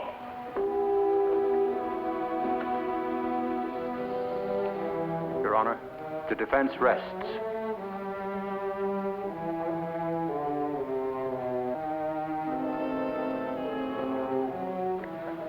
I don't know much about this sort of thing. Are they taking a long time? Not particularly. An hour and 10 minutes. You don't hold out much hope, do you? Well, it's in the hands of the jury, Doctor. You never know how they're going to call it. Tell me something, Doctor. Suppose you were to walk out of this courtroom completely free. What would you do? You've lost your license to practice medicine. I've thought about that. I'd leave the country, probably. Go someplace where doctors are needed. Africa, perhaps the Far East. I have something to contribute. I'd find a way to do it. All rise.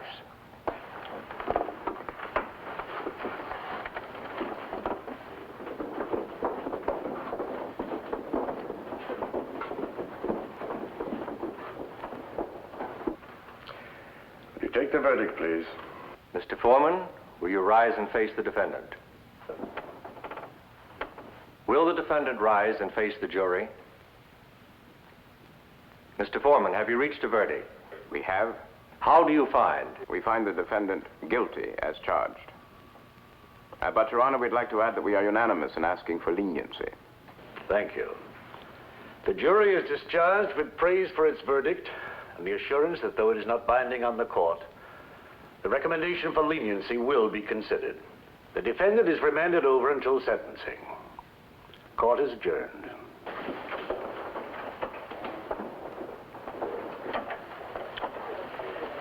I'm sorry, Doctor. No, it was a fair trial. There was no other verdict possible. I know that. I'd like to thank you, Mr. Preston. I've been heard. That's all I asked. I couldn't ask more. I'll never forget this. I only hope I always feel as strongly about my principles as you do about yours. The judge would like to see you in chambers, Mr. Preston. Oh, Larry, come in. Sit down. I just wanted to tell you both how well you did. It was a well-run trial. Well, Frank gave me a lot of room to move around in, more than I had a right to. Tell him to forget it. Tell him I'm not speaking to him after that rotten trick he pulled with the fashion model. What happened to you there? I'm so busy looking at the girl, I forgot to watch Larry. I know you're wondering what I'm going to do with your man. Is he through with illegal operations? Told me he wants to leave the country and go someplace where there's a shortage of doctors. Well, I still have a lot more thinking to do. But if the inclination I have right now persists, I'll probably throw the book at him. A maximum sentence, and then suspended. Does he know what that'll mean? The first time he breaks a law, any law, he'll have to serve the full sentence. I'll tell him. How do you feel about that, Frank? Professionally, no comment. Personally, it's okay. I'd like to read you both something I ran across the other day in one of these medical journals you'll find in doctors' offices. I think it applies more profoundly to lawyers than to doctors. The law, before closing off one avenue of recovery from the frailty of human behavior, must first make certain that another recovery remains, or indeed exists at all. That was written by Dr. Ernest Montgomery.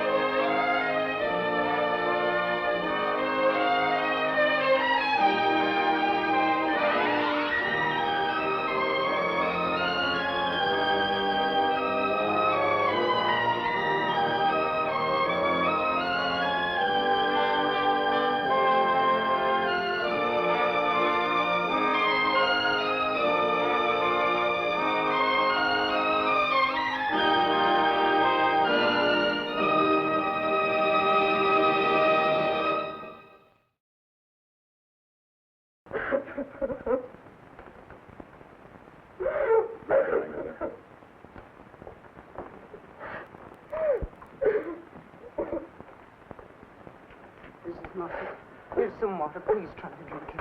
Please, Mrs. Moffat. Mrs. Moffat, take the child inside. Mrs. Moffat. Please, officer, not now. Well, I'm sorry to bother you right now, but I have to. Where were you this evening? Mrs. Moffat? Mrs. Moffat went to the theater. Why didn't Mr. Moffat go? He often stayed in at night. He brought home work from the office. Miss Malloy, that's right? Mrs. Mrs. Malloy, how long you been the maid here? 7 years. You, Mr. Moffat, and the little girl, you the only ones in the house tonight? Yes, sir. Mr. Barber was out, too. Who is Mr. Barber? Mrs. Moffat's father. He lives here, too, that right? Yes, sir. Where is he? I don't know, sir. There, sweetheart. What's the matter? You all right? What's happened? David's dead. David, what do you mean, David? Behind the desk. Huh? Oh, my God. Oh, my God. I was just talking to him at dinner. He was all right then. Bev? You're Mr. Barber? Yeah. I'm Lieutenant Andrews. What happened? He's been murdered. Murdered? Well, who'd want to murder David? That's what we're interested in finding out. Would you have any ideas about it, Mr. Barber? Well, no. I mean, he was sitting right there when I left, working at his desk, and I can't believe it. Would you mind telling us where you've been, sir? At the Black Sheep Club. Where is the Black Sheep Club? It's on the Hotel Continental on 40th Street. Do you know what this is? It's nothing. It's just an award I won for soft shoe dancing. It doesn't mean anything. Does it belong to you? Well, yes. Why? It's what killed your son-in-law. He was hit over the head with it. Why would anyone want to kill David? Yeah. Bev, sweetheart, you all right? Missy, you shouldn't be down here. Here, come to Grandpa. Look at her. She's scared to death. What did you have to wake her up for? She was up. I think she saw who did it, Mr. Barber, but she won't talk to us. Have you been questioning her? Now, look, baby. Missy, I promise you nobody's going to hurt you. Now, don't be frightened. Let me take her up to bed. Go on. Come to Grandpa, baby. Come on. He did it. Melissa. He did it. I saw him. No, Missy, no. He did it. He did it. I saw him. He did it. He did it. He did it. I saw him.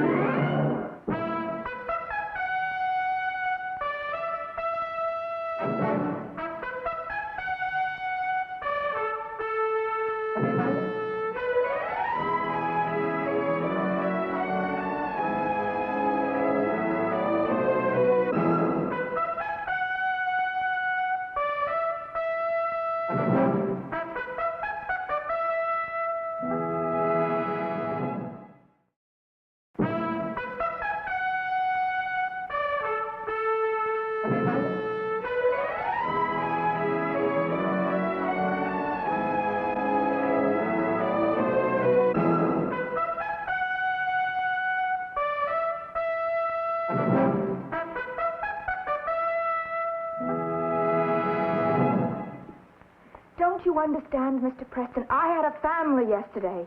Today I don't have that anymore. I don't know what to think about Melissa. What sort of a child is she? Suddenly I don't know. I thought I did. I can understand your reluctance to believe her, but are you absolutely certain she's mistaken? That's the horrible part, Mr. Preston. She's not mistaken. She's accusing my father deliberately. You mean she's lying about it? Is that what you mean, Mrs. Moffat? I believe she's not telling the truth. Can you think of any reason at all why she'd construct a story like that? No, I can't. Has she ever lied to you before? I don't know. I didn't think so, but now I don't know anything anymore. Mr. Preston, what's going to happen to my father? Well, until we know more facts. Please, tell me what's going to happen. Your father's alibi hasn't checked out. No one remembers seeing him at the Black Sheep Club. If he said he was there, he was there. No one remembers seeing him. And the police have established a motive. You and your husband had been arguing about your father, hadn't you? Yes. David wanted me to agree to send my father to a home. I refused to discuss it. He would have been miserable, stuck away like a relic. He's a very lively man for his age. Your husband could have afforded your father's support, couldn't he? Money had nothing to do with it. My father was making David extremely nervous, that's all. Repeating the same old stories from his vaudeville days. He was a very famous song and dance man 30 years ago. And You know how old people are. They forget which stories they've told and which they haven't. See, Mrs. Moffat, the prosecution will claim your father killed your husband to secure his own future. By removing David Moffat, he has disposed of the danger of being sent away. And he also would have shared in your inheritance. Can you think of anything that might disprove that theory? My father couldn't kill anyone, Mr. Preston. You can't know someone all your life without knowing a thing like That's that. not something we can argue in court. I don't know what I can say to you. I don't know anything about evidence or motives. It's very difficult to just sit here and talk about it without... I'm sorry. I know I sound very cold, but in order to get the facts, Mr. Preston, please, just help me. Help me. I'm so alone. Jail's not so bad compared to some of the flea bags I've seen on the road. I remember there was a rooming house in Topeka. I was playing there split week in the summer of 1926. Me and the other acts used to call it the Biltmore. Biltmore like a barn. There's some questions I'd like to ask you, Mr. Barber. Just call me Sid, okay? Barber's not my real name anyhow. It's Schneider. But during the First War, when I first started out, German was about as popular as a moth in a sweater factory. I decided right there and then and there that... Well, why would he do it to me, Mr. Preston? I've been trying to figure that out, and I can't. I love that kid, Mr. Preston. I love her about as much as any hoofer was ever meant to love anything. What's going to happen to her? I'm more concerned about what's going to happen to you. You're almost certain to be indicted on a first-degree murder charge. People versus Barber, huh? Can't say I care much for the billing. First degree, huh? That means if I'm found guilty, There's no need to think about that now. I put my mind to it, I could probably do 5 minutes of electric chair jokes.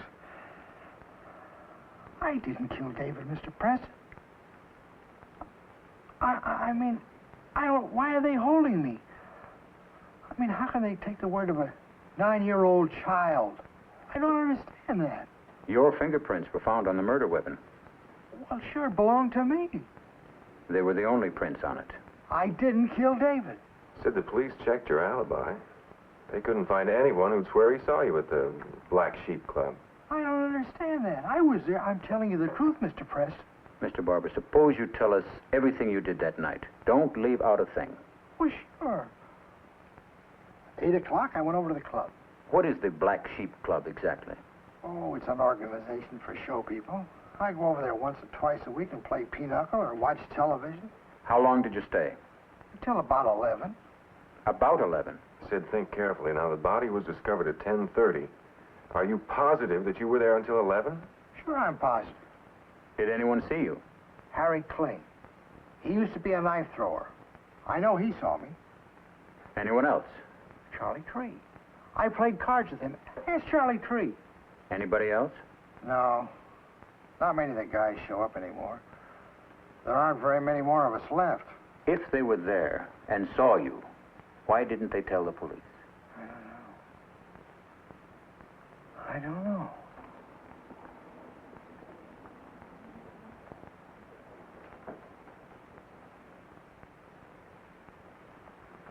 Mr. Kling?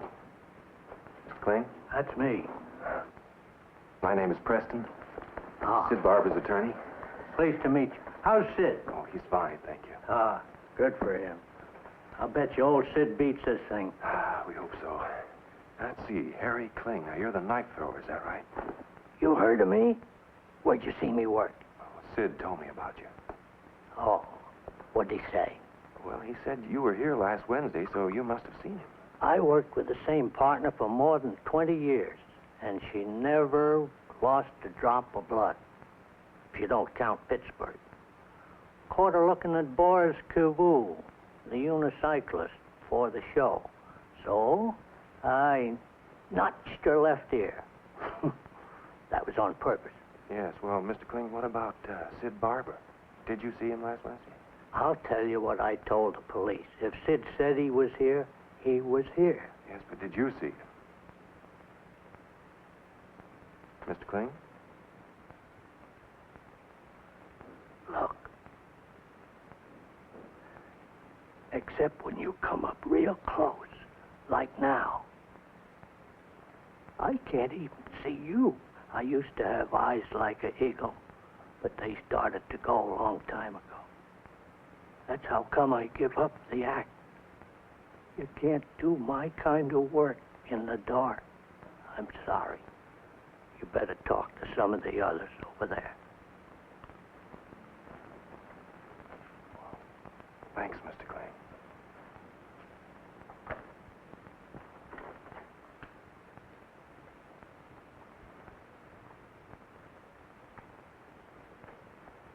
Excuse me, could you tell me if Charlie Tree is here? In person. Oh, Mr. Tree? My name is Preston. I'm Sid Barber's attorney. What can I do you for? Well, have the police been asking you questions about last Wednesday, about Sid? That they have. That they have. I think you told them that you didn't see him. Oh, no. I never told him no such thing. You saw him? Oh, hold the phone. I didn't say that either. I don't think I understand. I said maybe, baby. Maybe what? Well, maybe he was, and maybe he wasn't. Mr. Tree, how can that be? Look, said the blind man, Sid came in here a couple of times last week, but Wednesday, who knows? You mean you don't remember? I mean, who knows? Do you know what I did last Wednesday? Well, I come in here, I play cards. I watch television. Well, then why can't you... You know what I did Tuesday and Thursday? The same thing. Monday and Friday, give the man a cigar. Now I ask you, Mr. Bones, which one was Wednesday? Dunno. Me neither. I wouldn't know a Wednesday if it come up and squirted me in the ear. It's like I said. Maybe he was, and then again, maybe he wasn't. Thank you, Mr. Tree. Hey, if you want to know where Sid was so bad, why don't you ask Sid?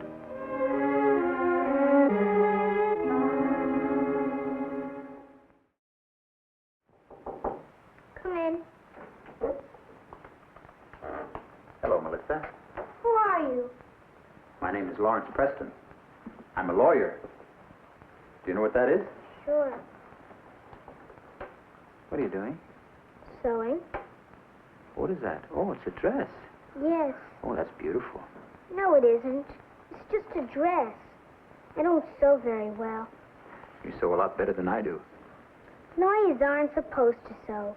They have wives to do that for them. Have you got a wife? I did have. She dead? Yes. It's not so terrible to be dead. Don't worry about it. Melissa. I know. You came here to ask me about Sid, didn't you? Sid. Oh, you mean your grandfather? He's in jail, isn't he? Yes. Are they keeping him on bread and water? Why do you ask?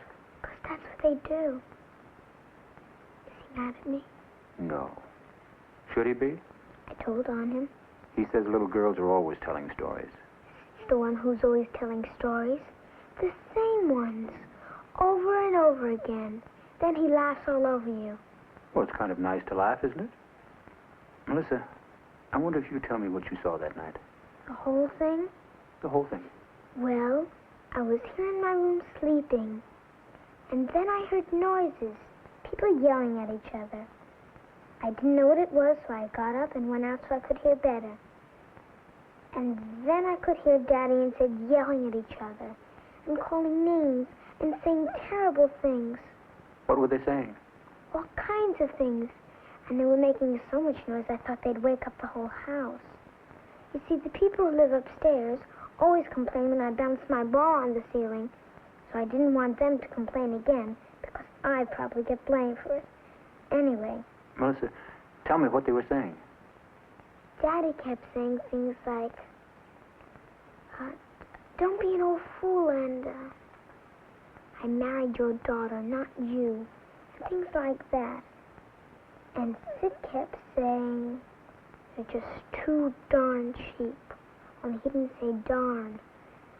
And wait until I tell Bev what you said. Bev is my mother's name, short for Beverly. And then what happened? Anyhow, they suddenly stopped yelling. And all I could hear was a lot of noise. Like two people fighting or something like that. And then I heard Daddy make a noise like, oh. And then it was very quiet. What did you do then? I was very scared, and I couldn't even move. And then I saw Sid come out of the door and leave in a big hurry. And his clothes were all messy. He didn't see me because I was upstairs where it was dark. And he didn't even look anyway. Did you go downstairs? I was too scared. I went back to my room and kept all the lights on.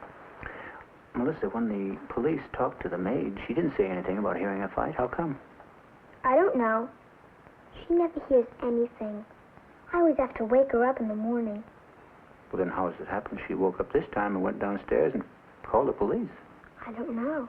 Melissa, are you sure it was your grandfather? I mean, after all, it was pretty dark, wasn't it? Sure, very dark. So you could have made a mistake. It's possible to make a mistake. No, it isn't. Are you sure? No one could blame you if you made a mistake. Not if you tell before it's too late. Tell who? The police. Tell them what? That you made a mistake. I didn't make a mistake. It was Sid. I saw him. Thank you, Melissa.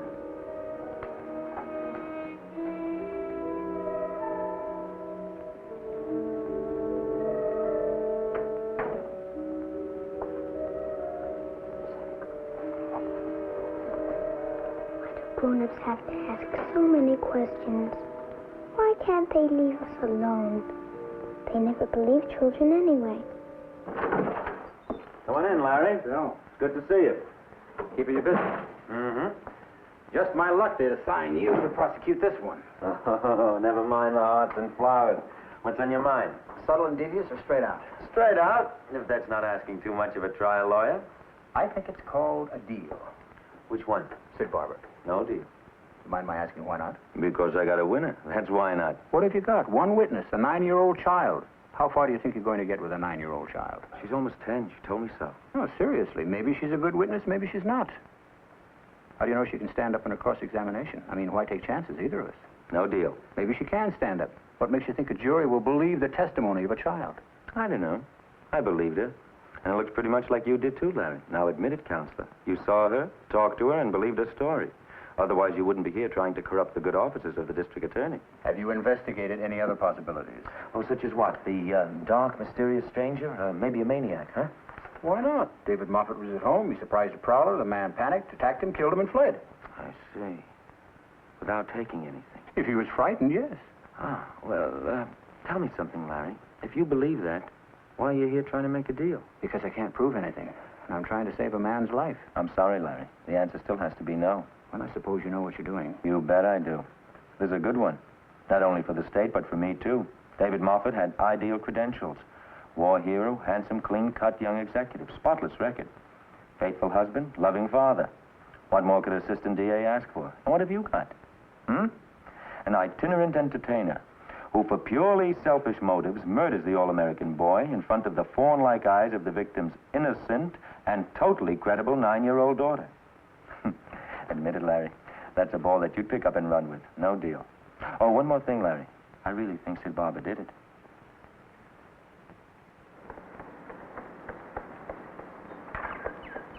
I think she's beginning to enjoy herself. I was hoping she'd relax and be more free with me. You know, if we're both right and she does know more than she's telling, maybe if I'm around her when she gets distracted, I'll find out something. She's as distracted now as she ever is. I don't look forward to cross-examining her in court. Do you think it might become unpleasant? Unpleasant is a pleasant word for it.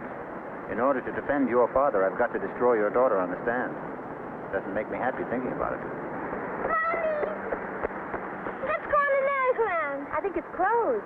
Well, let's take a look anyway. The door's open. Come on. I'll wait here.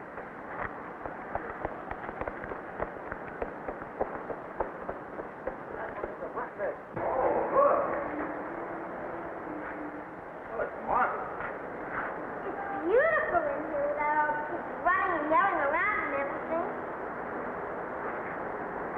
I like these different real ones. You can have them any color you want. You can have a green one or a purple one, any color. They eat a lot less, too. Wouldn't it be nice if a yellow one and a red one fell in love and had an orange pony? That would be lovely. Did your grandfather ever take you here? No. All Sid ever did was watch TV. Why do you call him Sid? What should I call him? I don't know. Grandpa? He's not my grandfather. He isn't. Why not? Lift me up on this one, please. Yeah, I'll take you for a ride. Giddy up! Giddy up, lightning! Let's get ahead of them all. I'll bet we're going 100 miles an hour. Faster, come on. Melissa, if he's your mother's father, then he's your grandfather, isn't he? I don't know what my real name is. It's not Moffat. I was adopted when I was just a little baby. Come on, giddy up. Who told you that? I know, that's all. Whoopee! Come What did your mother tell you? No, What did your grandfather tell you?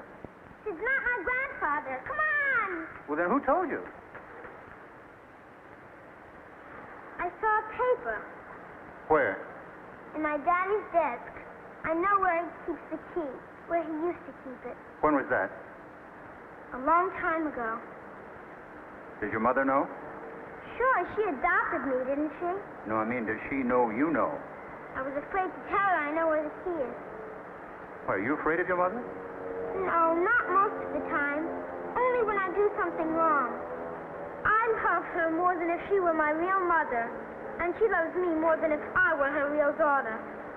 And your grandfather, do you love him too? I told you, Sid's not my grandfather. I want to get down.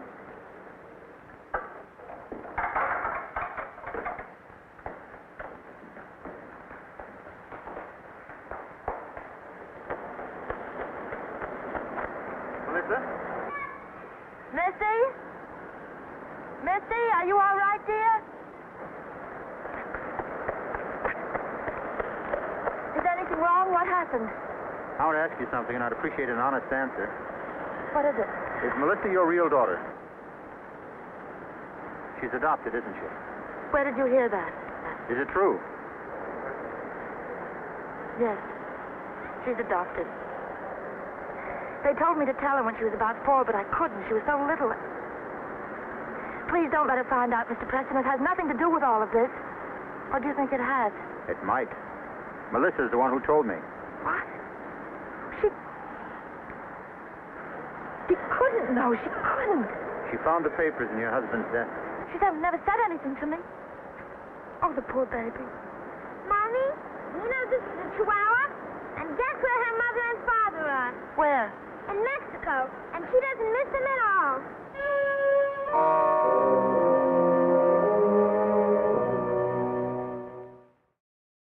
No, I'm not even certain the child is lying, Dr. Fowler, but before I go into a cross-examination, I have to make sure there's a psychiatric precedent for such a lie. Well, precedence is a legal touchstone, Mr. Preston, not a medical one. Just as there are no two sets of fingerprints alike, so there are no two brains alike. There are no rules. The mind of a child is a much more complex instrument than you can imagine. Is it possible that Melissa Moffat is lying? Well, of course it's possible. Well, children want attention desperately, and they'll seize any opportunity that will place them in the center of things. Many of their so-called illusions are deliberate lies, used to keep them from being ignored. And an adopted child, knowing she's adopted, will crave even more attention than natural children. Now, Dr. Fowler, from the facts I've given you, can you tell me something more specific about Melissa's particular situation? Well, you must consider the possibility of Melissa, with her father dead, being extremely jealous of the only person left to vie with her for her mother's attentions. Said Barbara. Yes. And knowing she's adopted, she might want all the more to dispose of her mother's only blood relation. Somebody she feels is much more deserving of love than she. Now, is it possible for a child to implicate someone falsely in so serious a situation as murder? Well, why not? The consequences of a first-degree murder conviction are serious to you, Mr. Preston, but to a child, they may not be important at all. Children have vague ideas about death until they realize that they themselves will eventually die. At Melissa's age, she feels immortal. Oh, you must remember feeling like that yourself when you were a child. Vaguely. On the other hand, do you think that it's possible that Melissa is telling the truth? I don't know. Well, if she's not, to put it in a nutshell, the chances are she wants her grandfather punished. How do I go about convincing Melissa that Sid Barber faces something more serious than a spanking? Good morning, Sid. Sid? Good morning, Mr. Preston. Sit down.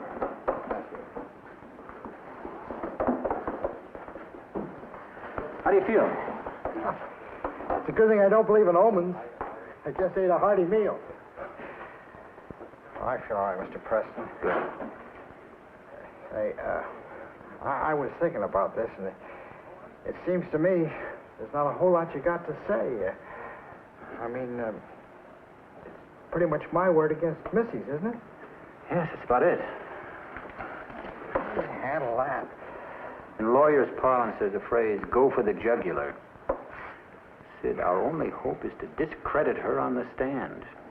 Trip her up. Or convince the jury a man's life shouldn't rest solely in the hands of a little girl. Don't be too hard on her, Mr. Preston. You still love her very much, don't you, Sid? She's only a little girl. Dad? Good morning. Hello, baby. Hello, Missy. Are you all right, Dad? Oh, sure, I'm okay. Why wouldn't I be? This is the first time I played New York. Hello, Missy. Hello.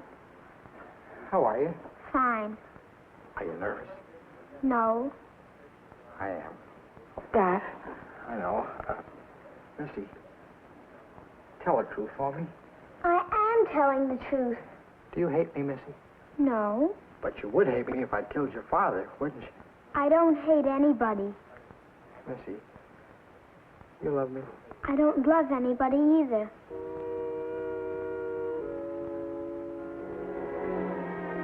All right. All those having business before trial term part 6 of the criminal court draw near, give your attendance and ye shall be heard. Mr. Justice Herbert Gottlieb presiding.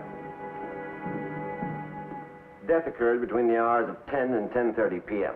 Cause of death, a sharp blow to the left side of the head, fracturing and piercing the left parietal bone, causing severe damage to the cortex and cerebrum of the brain. Death was practically instantaneous. Thank you.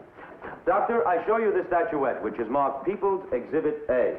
And I ask you if you've ever seen it before. Yes, it was given to me by the inspecting police officers for the purpose of examination. Can you tell the court what you found? The base of the statuette was compared with the wound in the decedent's head and found to match perfectly. Were further laboratory tests made by you? Yes, sir. Traces of blood, human hair, and bone fragments were found on the statuette. Traces which matched those of the decedent. Then, testifying as an expert, do you have any doubts that this object is the murder weapon? None whatsoever. Lieutenant Andrews, was the object you're now holding in your hands and marked People's Exhibit A examined for fingerprints? Yes, sir. And were prints discovered? Yes, sir. And were you able to make a positive identification of the prints you found on this statuette? Yes, sir. And how did they compare with the prints of the defendant? They were identical. Now, Lieutenant, would you read the inscription on the base of the statuette? Aloud, please. The Soft Shoe Award presented to Sid Barber, September 6, 1938, the Ancient Order of Black Sheep, Chapter 28. You saw Exhibit A here today? Yes, sir. Did you recognize it? Yes, it's Mr. Barber's trophy. Where was it usually kept? Mr. Barber kept it in his room on the dressing table.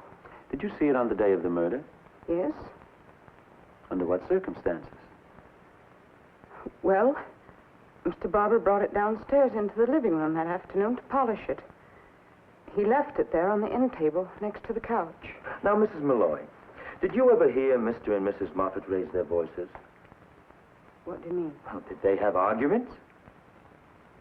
Well, yes, plenty of them. They shouted at each other sometimes so that I could hear them up in my room. Well, how often did these arguments between Mr. and Mrs. Moffett take place? I don't know exactly. You testified that these arguments were carried on in a loud and excited manner. Yes, sir. Well, what were these arguments about?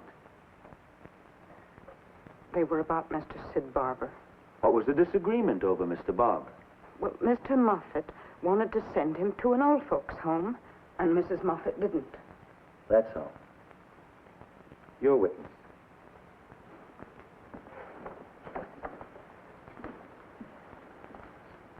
Mrs. Malloy, how long have you been at the Moffetts? Nearly 7 years. Was Mr. Barber there when you came? Yes, sir. Now tell me, in all that time, did you ever hear Mr. Barber say, either directly to Mr. Moffett or to you, or to anyone else in the house, anything that could be construed as a threat against Mr. Moffett's safety? Well, no. In fact, it's also true, isn't it, that Mr. Barber, to your knowledge, never so much as uttered an unkind word about Mr. Moffett? Well, he said that Mr. Moffett had no sense of humor.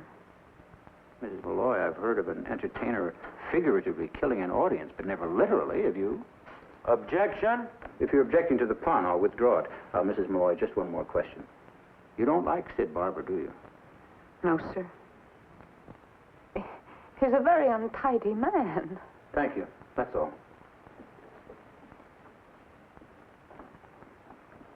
Melissa Moffett. They suddenly stopped yelling, and all I could hear was a lot of noise, like two people fighting or something like that. And then I heard Daddy make a noise like, oh!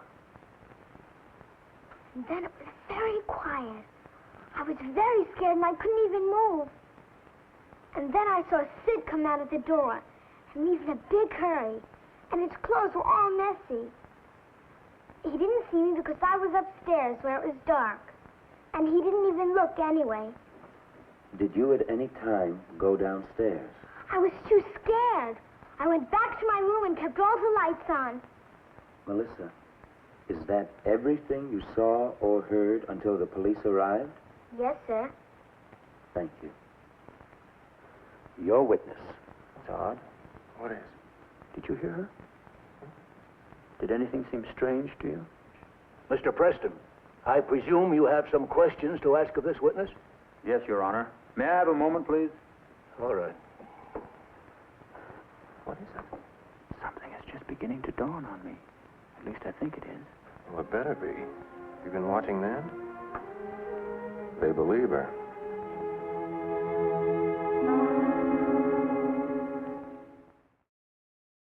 How old are you, Melissa? 9 3/4. What grade are you in? 5th. When you first came up here, you were asked to raise your right hand and swear to something. You remember what it was? Sure, to tell the truth. That's right. To tell the truth, so help you God. You know what that means, don't you? Yes. What is the truth? Your Honor, Mr. Preston has just asked a 9-year-old child a question that has puzzled philosophers for centuries. Then I suggest you listen carefully. Out of the mouths of babes, and so on. Well, Melissa, do you know what the truth is? Yes, something that really happened. That's right. Now, what really happens when you tell a lie at home? I'm punished. Do you know what really happens when you tell a lie here in court? I'm punished? Yes, you are. How? Your Honor, Mr. Preston is trying to intimidate the witness. 9-year-old children are not punished by the courts. Just a minute. Are you trying to give this child immunity from perjury? Gentlemen, approach the bench, please.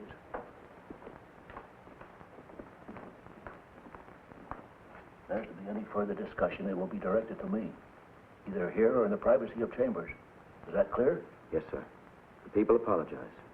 And I apologize. But if the witness is told she won't be punished for lying, I'll move for a mistrial. As the district attorney pointed out, we don't punish 9-year-old children. Suppose she sends a man to death on a whim. I want the court's permission to indicate to her there are penalties for perjury. If she's telling the truth, that won't bother her at all. But if she is lying, I want to frighten her into telling the truth. I've known you for a long time, Lawrence. I think I can trust you to be as gentle as possible. I hope so. Go ahead. Thank you, Your Honor. Melissa, you know you will be punished if you lie. How will I be punished? Do you believe in God, Melissa? Yes. Do you know what God does to people who lie? No. He punishes them. How? If the lie they tell hurts someone else the way your lie will hurt your grandfather. I didn't lie. If the lie they tell hurts someone else, then God causes that lie to become a part of their life forever. They live in sadness from the moment they lie until the day they die. And nothing can ever make them forget the terrible thing they did. They don't laugh anymore. They don't have any fun. They can't be happy, normal people. God brings them sadness forever. Do you understand that? Yes.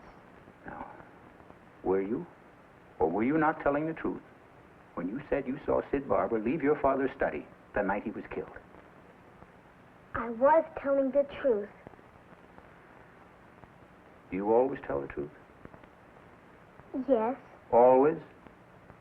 Yes. You sometimes make up stories, don't you? Yes. Out of your own head? Yes, but stories aren't lies. What are they? Games you play when you're all alone. Aren't the things you said about Sid Barber, aren't they also stories? No. Then aren't they lies? No.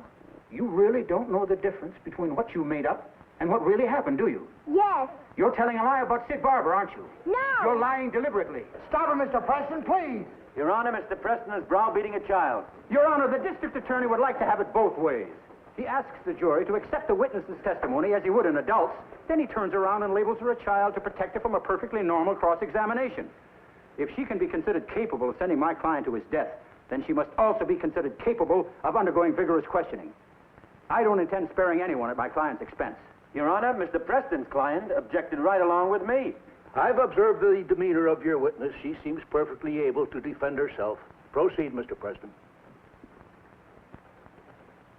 Melissa, do you like Sid Barber? He's all right, I guess. Only all right? Do you sometimes wish he'd go away? Sometimes, maybe. Why is that? Because they were always fighting about him. Your mother and father, you mean? If you could have done something about it all by yourself, would you have sent him away? I object. The question is hypothetical. In view of the witness's age, I will allow some latitude in the form of the question. Would you have sent your grandfather away, Melissa? Maybe I felt like it sometimes, but I couldn't. Why not? Because I'm only a little girl. Well, if you thought of a way of doing it, would you have done it? I don't know. I couldn't think of anything. Well, then you did think about it. Sure, sometimes. Well, when your father was killed, and the police wanted to know who did it, wasn't telling them Sid Barber did it? Wasn't that a good way? No. Why not? Because no one would believe me if it wasn't true. Brother, I almost feel sorry for him. Why wouldn't anyone believe you? You said it. You were the only one there, weren't you? Katie was there. The maid, you mean. But you knew Katie was sound asleep, didn't you? Yes. Well, you were really the only person awake. So if you made up a story about Sid, why wouldn't everyone believe you? Because Sid would tell everyone he didn't do it, and they'd believe him because he's grown up and I'm not. But he told the police he didn't do it. And they didn't believe him, did they? No, that's because he did do it. I saw him. She's making chopped liver out of him. Why doesn't he quit? All right. Let's assume for a moment that you did see him. When he left the house, why didn't you go downstairs and find out what happened? I was too scared. I went back to my room and kept all the lights on. I'm sorry I didn't hear you. Will you tell me again? I was too scared. I went back to my room and kept all the lights on. That's all. Thank you. Nothing on redirect, Your Honor. The people rest. Very well. The court is adjourned until 10 o'clock tomorrow morning, at which time motions will be heard. I caution the jury not to discuss the case outside the courtroom. Bad, isn't it? Could be worse. How? She beat your brains out, Dad. She sure did, didn't she? And just to prove I'm a good sport, I think I'm going to let her do it again to me tomorrow.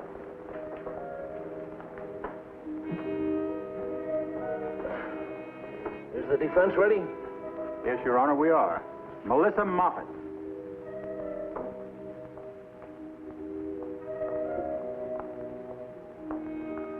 Has he lost his mind? She's my witness.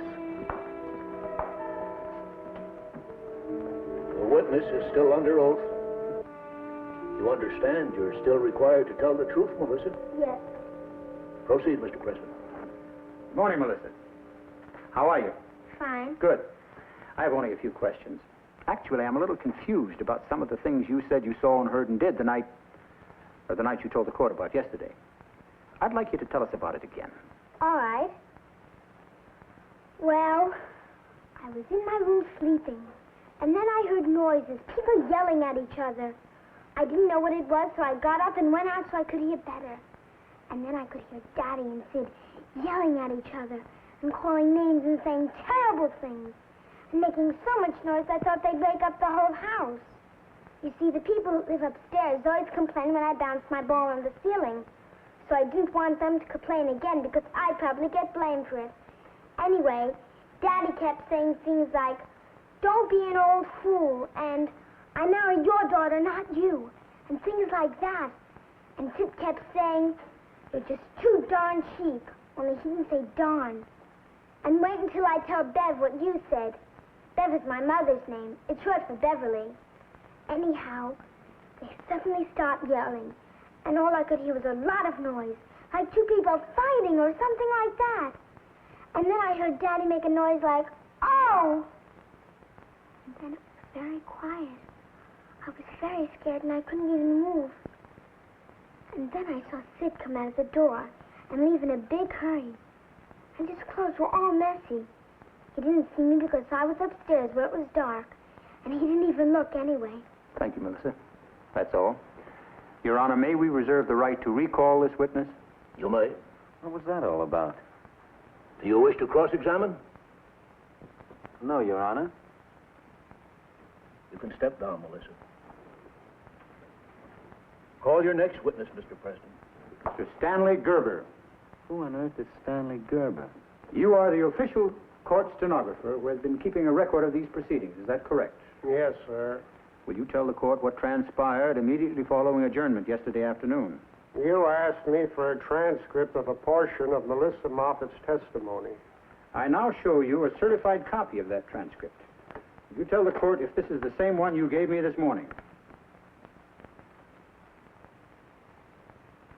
It is, yes, sir. Thank you. Now I ask you if you recorded the testimony given by the same Melissa Moffat this morning a few moments ago. Yes, sir. Now, with the court's permission, I ask you please to go to the record and examine that portion containing the testimony given by Melissa Moffat this morning, comparing it carefully with the transcript taken from the same witness's testimony yesterday. The witness may proceed.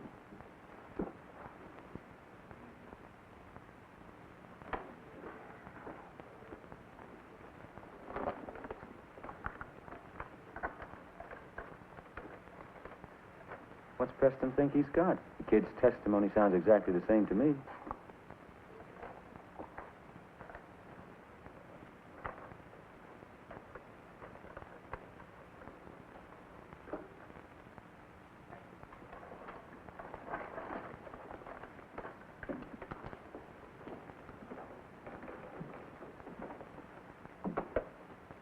Mr. Gerber, have you compared the two portions of testimony? Yes, sir. And what did you find? Were they different? No, sir. Then they were the same. Yes, sir.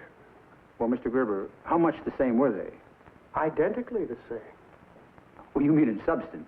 No, sir. I mean word for word.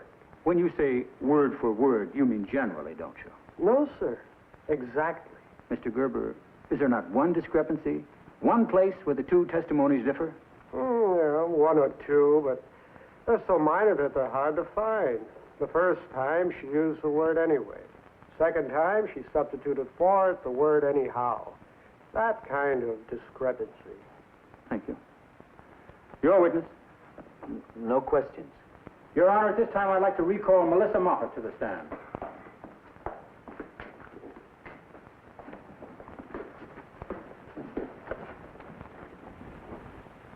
Melissa, you heard what the last witness said, didn't you?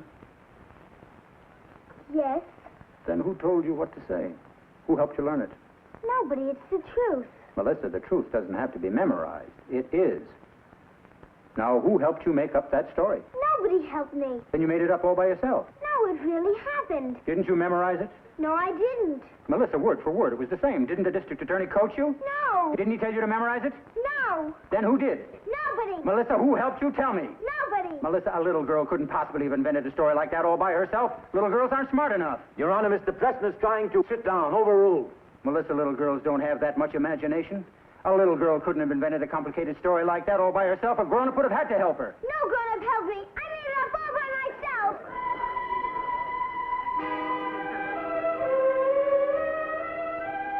Nobody helped me. I did see a man. I did. Who was it? Did you recognize him? Indicating no. It wasn't Sid Barber, was it? Indicating no. Why did you tell the police it was Sid Barber? I don't know. I just thought of it. And afterward, Melissa, look at me. And afterward, you were too afraid to say that it wasn't the truth. Isn't that it? Indicating yes.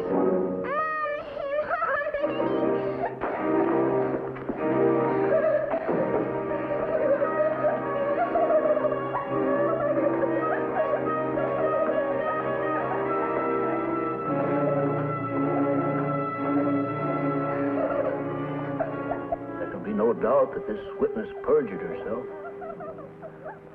Perjury is a serious crime, which on more than one occasion has led to the death of innocent men. But this witness is also a child, and I cannot believe that she fully understood the portent of her crime. Therefore, believing that there can be innocence in guilt, although I have no jurisdiction in the matter, I recommend to the district attorney that no action be taken against her. But I do hope this experience will not be forgotten by her, and that her mother will firmly and judiciously teach her the value of truth.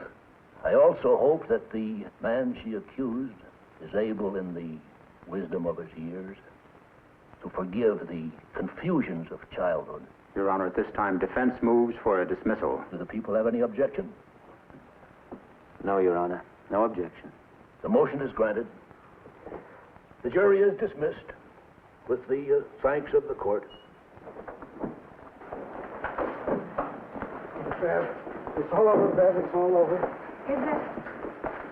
For everybody else, maybe. Not for us. Yes, it is. It's over for us, too. We all have to live together. You, Melissa, and me. How are we going to do that? You're going to have to help us, Bev. Don't forget, we both love you very much. With that to share, we can't be so far apart. Missy. Missy, look at me. I'm not angry. Honest, I'm not. Just look at me, Missy.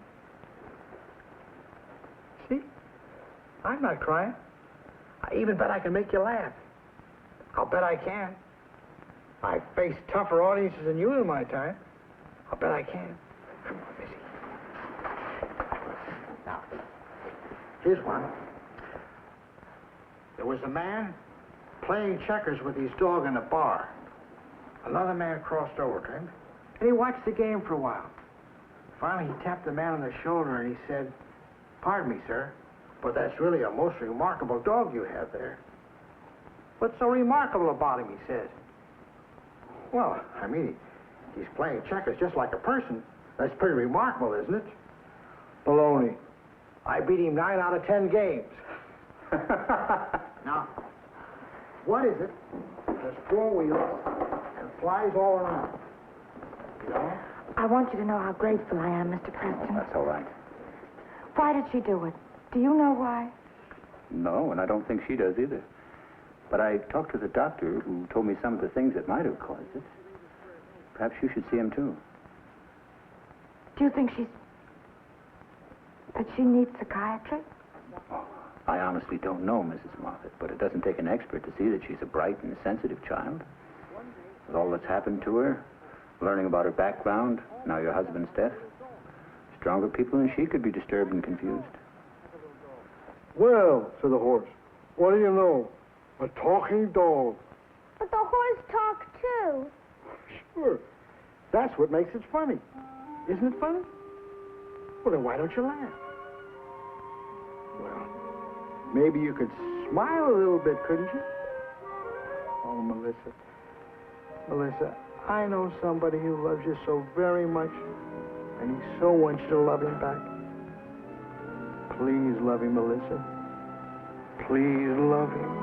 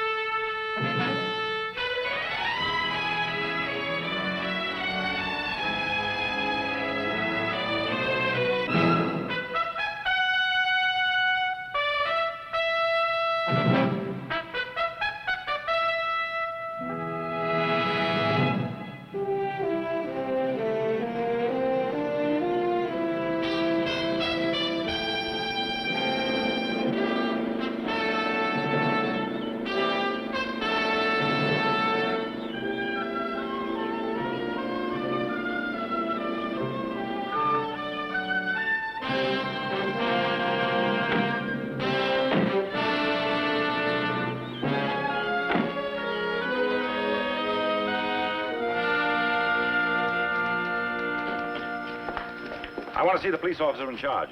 What would you like to see him about, sir? Never mind the questions. Just tell whoever it is that I want to see him. Would you mind giving me your name? Never mind Mr. Crew, my name is Preston. We represent Peter Crew. This is his father. Oh, yeah, that's the kid with the sports car. Yeah, he's here.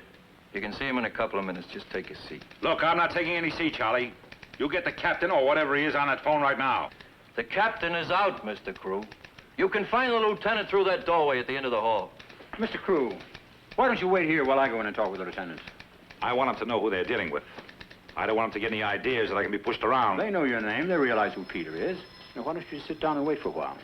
Well, why should I sit down? Over here, please, Mr. Crew.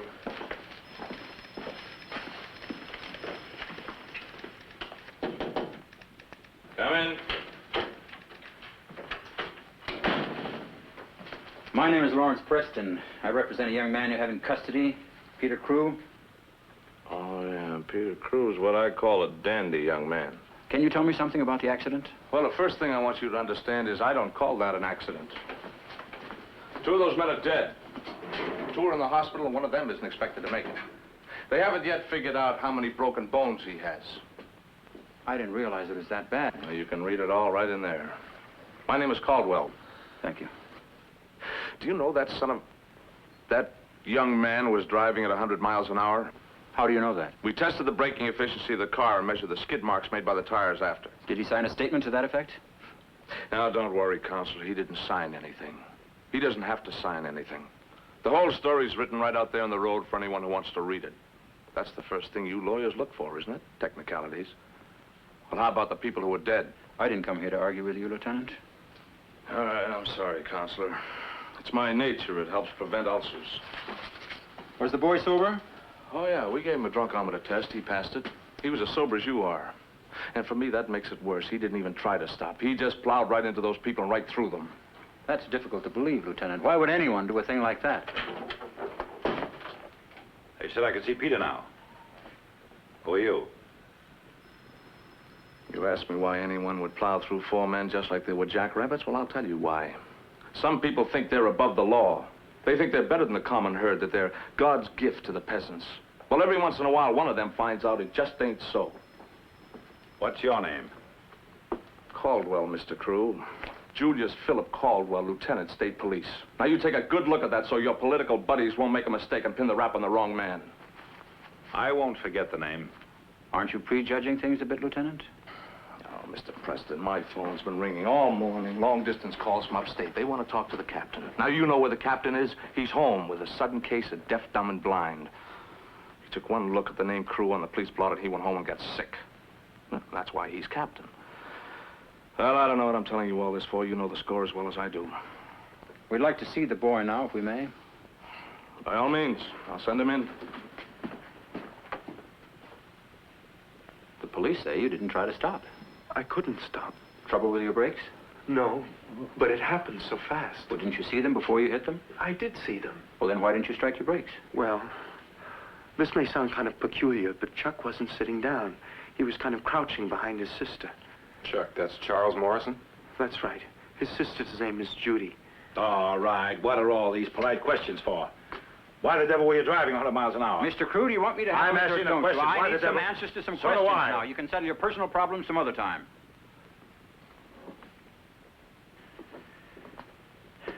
Go on, Peter. Well, anyway, I knew if I hit my brakes, I could stop a lot shorter than most people do. I react faster than they do. I took a test on it once. I'm not boasting or anything. I understand. Go on, Peter. But I knew I didn't have enough room to make a straight line stop and not hit them. And if I had hit my brakes that hard, Chuck would have flown out of the car and I'd have killed him because he wasn't sitting down. I could have cut my wheel hard to the right, but I saw a pole at the edge of the road. And if I'd cut to the left, I would have hit the shoulder, which was kind of high. Did you notice all of that and think all of that before you hit them? I know I did, because I had to make the choice. It's a lot of split-second thinking under stress, isn't it? I believe him. He can think 3 times faster than anyone I've ever met when he's in the clutch. He's just stupid all the rest of the time. Why were you driving so fast, Peter? Just to see how long it would take me to get up to 100 miles an hour. No reason. Just for fun. I'm glad you enjoyed it. You killed 2 men. I didn't mean to kill them. You think anyone but me is going to believe it? They're out to nail us, boy. Both of us. You saw that meathead of a cop who was in here. What's he make? A lousy $8,000 a year? He hates me because I spend that much on cigars. My son won't have a chance with people like that. It's a little too early to worry about that, Mr. We do have to worry about that. Anyone who drives 100 miles an hour is an idiot, but he's not a murderer. He had a choice to make between the life of a friend and some stranger. Strangers, Mr. Crew. There were 4 men. All right, strangers. But he chose to save his friend. Now, there's nothing wrong with that. But you just watch and see what happens.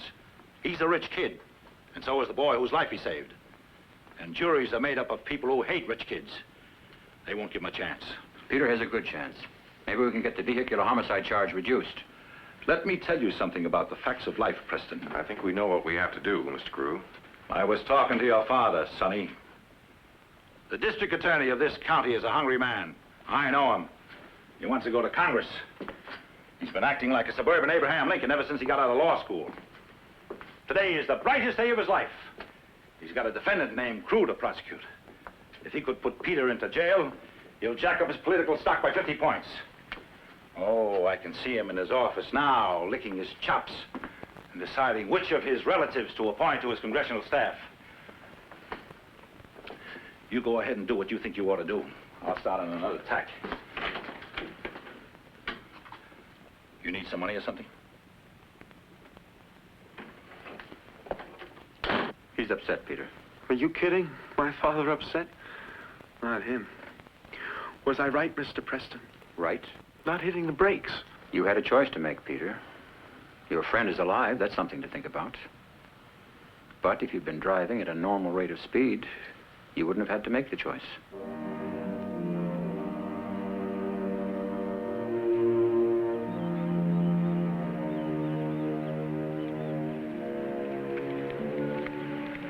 What are you thinking? What are you thinking? Oh, I was thinking about the boy and his father. Oh. Well, that old man is really something, isn't he? If it weren't for Peter, I'd like to... Well, what's the point? You like Peter? Yes, I think I do. You get a funny feeling about him. What we first heard and saw, I put him down as a selfish, spoiled kid, but when I saw his father, I saw them together. I know what you mean. It's almost as though he'd be more worried about what his father thought than what would happen to him in court. You know, I think I begin to appreciate you a little more. I think I might have had a father like Charles Crew. Getting awfully sentimental in your declining years. Yes, guess I am. It's not easy to have a father like Charles Crew. Thank heaven there aren't many more like him. Here you are, Mr. Preston. It's all done. Thank you very much.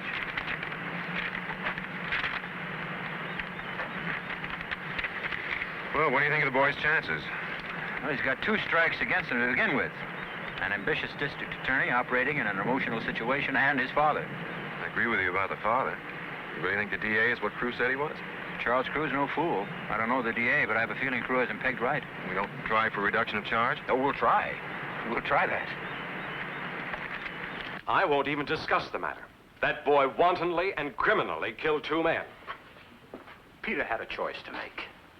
If you know you're going to kill 3 or 4 men, unless you risk the life of another man, there is no choice. You act for the safety of the greater number. You're distorting the grounds of the choice. It wasn't the life of 3 or 4 against the life of 1. It was the life of 1 more man added to the total. He couldn't, even if he had struck the brakes and swerved. I don't even want to hear it. It's an arguable matter. Save it for court. Do you want to know, candidly, why I think the boy did what he did? Yes, go ahead. There are people in this world who, by virtue of their wealth and privileged position... Never mind, Mr. Hunter. I get the point. Now, just a minute, Mr. Preston. You're in my office at your own request. Now, I know you've got the reputation of being an expensive Wall Street lawyer, and I'm only a simple country Come cousin. on, Mr. Hunter. Aren't you overdoing it a bit? My office isn't on Wall Street, and I no more qualify as an expensive attorney than you qualify as a simple country cousin. I know the approach you're going to take. Good. And we can each prepare our cases with the fullest understanding. I understand your position very well. I also despise it. Peter Crew isn't a symbol. He's a human being. And he's the one on trial, not his father. I'm perfectly happy not to question your point of view on this case, and mine is none of your business. You know, there are 2 reasons why I'd like to see you lose this case. Well, I can figure one of them. What's the other? The thought that you might get elected to Congress depresses me beyond words.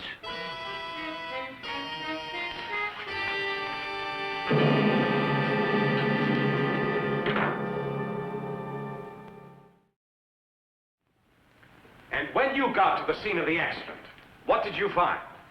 2 of the victims were already dead. A 3rd man was unconscious, and the 4th man was just wandering in the road. He had a broken shoulder. He was hysterical. He was shaking and crying. He kept saying over and over, "My God, he murdered them. He murdered them." Objection. Sustained. Strike out the last part. The jury will disregard it. The car was traveling in an easterly direction. Lieutenant, will you demonstrate on this chart what happened and explain it to the jury? Certainly. As I said, the car was traveling in this direction. And the point where the car struck down the hunters? Oh, it's right here. And did you make any tests in order to determine how fast the car was going? Yes, sir. We tested the braking efficiency of the car with a decelerometer. And we also measured the skid marks made by the tires after the brakes had been applied.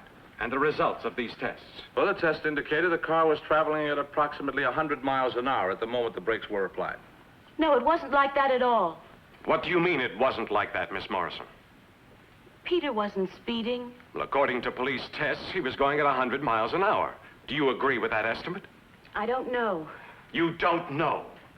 Well, would you say that he was going at a normal rate of speed?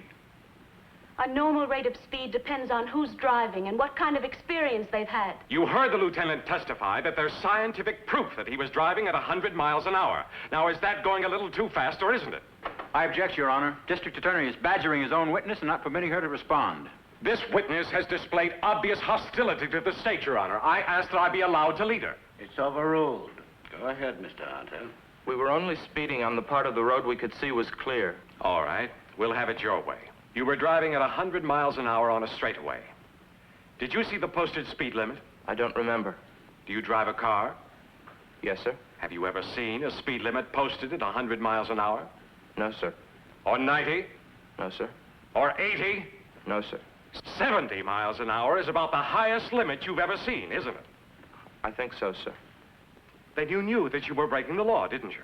Yes, sir. What reason can you give the jury for doing that? I don't know, just for fun. For fun? You killed 3 men just for fun? I didn't say that. I said we were driving at it. All right, I know what you said. I realized that if I applied the brakes, I couldn't avoid hitting them anyway. At that time, did you consider what would happen if you did apply the brakes? Yes, sir. I was afraid it would knock Charles Morrison out of the car. How was he sitting? He was half in, half out of the car. I believed I'd kill him. Of course, you couldn't know for sure that Charles Morrison would be thrown from the car. He might have hung on very tightly and been safe. Well, that was a possibility, wasn't it? Yes, sir, it was. But I didn't think of that at the time. But you certainly thought of a lot of other things. I had to make my decision fast. And your decision was to drive right into those 4 men, wasn't it? Wasn't it? Yes, sir. I tell you frankly, the atmosphere in this courtroom, in the newspapers, and in the community generally, has been cruelly unfair to the defendant. Was Peter Crewe speeding? Of course he was. I'm not trying to minimize that. But hasn't every one of us been guilty of that at one time or another? But Peter Crewe suffers from another, and perhaps more damaging, misfortune. He is the son of a rich and well-known father. Perhaps because of that, he loses sympathy when he needs it most. He is a rich boy. And as someone acutely observed, no one loves the rich man, or the rich man's son. But there are some things about Peter Crewe I'd like to point out to you. He's a rich, spoiled kid. His own attorney called him that. Here is a boy who has had every advantage that money can buy. And how does he respond to such privileged and overabundant gifts? With contempt for other people not so fortunate, not so privileged. With a contempt not merely for them, but for their lives. Misfortune befalls all of us at one time or another. We've heard of Peter Crewe's misfortune, that he was born of a rich father. Now let's consider the misfortune of the men he struck down that morning while driving at 100 miles an hour. Any word? Not yet. That's a good sign, isn't it? That depends on the strength of your case. In this instance, I think it is a good sign. If they were going to convict, they'd be back inside an hour. Well, it's been almost 3 hours now. You were right, Preston. You hit it right on the button. That DA's out to hang me. Maybe. No, maybe's about it. That wasn't a trial, it was a lynching bee. Well, look at that headline. Thrill driver. They left out the most important word, money. I'm glad you weren't ashamed to use it, Preston, and use it often. Why, I could buy and sell that whole jury, and they know it. And resent it. Well, what right have they got to resent it? I earned my money, nobody gave it to me. Some people are luckier than others, I guess. Luck, my foot. I never relied on luck. I made every opportunity I got. I went out and I made it. I made every dollar I got. And I'm not ashamed of having made it, and I'm not ashamed of spending it. No one loves a rich man. I like that, Preston. I like your saying that. Glad you approve of the way we handled the trial, Mr. Crew. You don't like me very much, do you? Well, that doesn't bother me. I'm not in a popularity contest. I'm used to it. My own father didn't like me. But I didn't have much use for him either. Life beat him into the ground right in front of my face, and he took it laying down. Nobody's going to take advantage of me like they did my father. Nobody. That DA who wants to go to Congress, he can go on someone else's skin, not mine and not my son's. The possibility does exist that he's not using this trial to advance his political career. He may feel he's right. Don't let him kid you, Preston. I know Max Hunter because I know myself. He isn't one cut better than I am. The only difference between us is that he's a hypocrite and I'm not. Aren't you going to wait for the jury to come back? What for? They're going to let Peter off. And when they do, you can call me.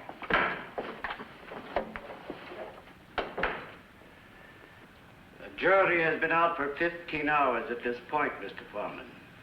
Is there any likelihood that you'll come to a verdict soon? No, Your Honor, I don't think so. We've been hopelessly deadlocked ever since we got in there. Have you done everything you could possibly do to arrive at a verdict? We have, Your Honor. The vote has been 11-1 in favor of guilty for the past 10 hours. I don't think we're going to get any further answer than we are right now. Some people are just born stubborn. All right, sit down. I must declare a disagreement. I'm deeply disappointed. The jury had ample opportunity to reach a verdict. All I can say is that you've wasted the state's money and the time of everyone involved. Mr. Hunter, I presume that you'll see that the trial of Peter Crew is rescheduled as promptly as possible. You can rest assured I shall schedule it at once, Your Honor. Jury is discharged with the thanks of the court. Court is adjourned.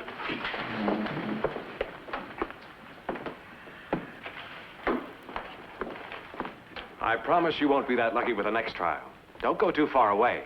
I'm scheduling it for Monday morning, bright and early. Don't mind him, Preston. I'll take care of him. That's the second time you told me you're going to take care of something. Would you please tell me what you have in mind? There are two ways to make a donkey move, with a carrot and a stick. I think I want to try the carrot on our friend Max Hunter. Peter? Oh, excuse me. May I talk with you for a minute? Well, I don't know. Are we allowed to? You know these lawyers. It's not against the law. Well... No, seriously. It's perfectly all right. You want to know what happened in there, huh? Yes, I do. Nothing. We just kept arguing with this guy until we were all blue in the face. It was absolutely hopeless. Which one is he? Well, am I allowed to? Yes, you are. That's him. His name's George Morton, and he's got rocks in his head. Now, let me get this straight. If I put off your son's trial, you'll support me in the congressional election. It takes two things to get elected, Mr. Hunter. Money and votes, in that order. Maybe you think this trial will get you the votes, but it won't get you the money. And what do you hope to accomplish by getting me to put off the trial? I want to give the people a chance to simmer down, get the newspapers to stop playing the story up. Get the lynch atmosphere out of the air. You know, Mr. Crew, you're a stupid man. You've come that close to getting yourself accused of attempting to bribe a public official. Cut the hearts and flowers. You're not above being bought. No man is. I think you really believe that. I haven't ever seen any evidence that I was wrong about it. I'll bet you haven't. Cash on the barrelhead, Mr. Hunter. Whenever you're ready to begin campaigning. Now, you get out of here. You get out of here before I really get mad and have you slapped into jail for attempted bribery. Just when and how much? On the barrelhead.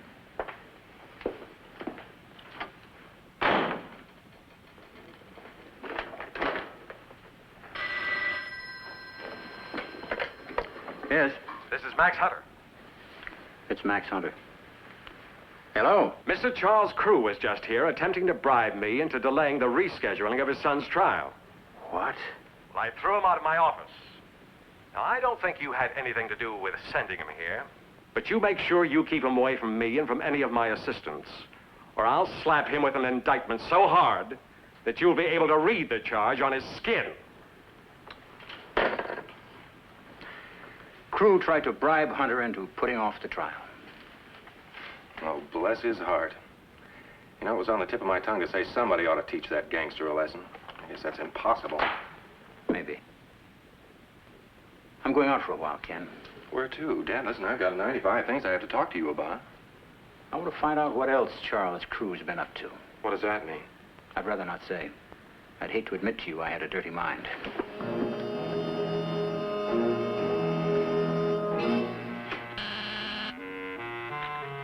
Yes? Hello, Mr. Morton, Lawrence Preston. I'd like to talk with you for a moment. Well, It's only a few questions I have to ask. Do you mind? Come in. Thank you. I'd like to ask you what arguments we made at the trial impressed you most. My client faces a second trial, you know. I'm sorry the house is in such a mess. My wife and I are leaving on a vacation. Oh, it must be marvelous to get away in the middle of winter. You're selling the house, too. I saw the sign. Or has it already been sold? Well, no, it's not sold. Come in, sit down. Thank you. You had any offers? Oh, no, not yet. The real estate people said that they would take care of it. They said that winter was a bad season for selling houses. But you never know when a buyer will show up. Where are you going to live? In Florida. Oh, you going to retire? I don't know. I thought I'd go down and look around a while. I really don't know. I imagine that's a good feeling, isn't it? To have enough money to retire. You were a statistician, weren't you? Yes. For a canned goods company? Yes. I admire you, Mr. Morton. To be able to save money nowadays requires a great deal of discipline. It certainly does. We've scrimped a great deal, my wife and I. I can imagine. Well, I don't want to take up too much of your time. Can you tell me which arguments for the defense were most convincing? Oh, well, I don't know. Why did you think Peter Crew was innocent? Oh, a number of things. Such as? Well, first, he seemed like a nice, refined boy. Not the kind of boy you would expect to... Well, you know what I mean. I'm afraid I don't. I was looking for something more specific. Well, just the fact that he's a rich man's son doesn't... Did you think hard about this case, Mr. Morton? I certainly did. For instance, what arguments did you use to try to convince the other jurors that might be helpful to me? Well, I told them what I told you. Did you ever feel foolish at any time in the jury room, Mr. Morton? I did not. I thought he was innocent, and I said so. I'd like you to leave now. Why did you think Peter Crew was innocent? I told you. Oh, now listen, I don't have to stand here and listen to this. Where did you get the money to retire, Mr. Morton? I told you. I worked for it all my life. I want you to leave now. Did you ever meet Charles Crew? No. No, I never met him. I want you to get out of here right now, or I'll call the police. Go ahead and call the police. How much money did Charles Crew give you for your vote? I don't know what you're talking about. I don't know what you're talking about, do you hear?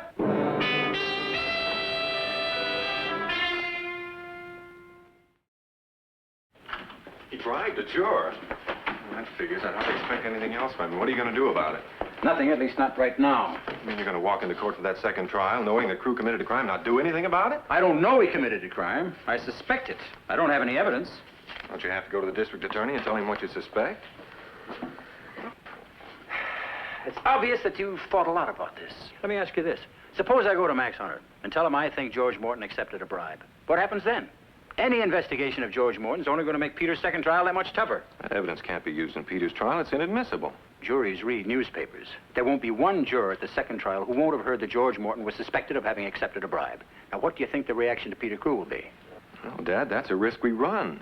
Listen, how do you know the DA isn't investigating Morton right now? Maybe he thought of it, too. Maybe.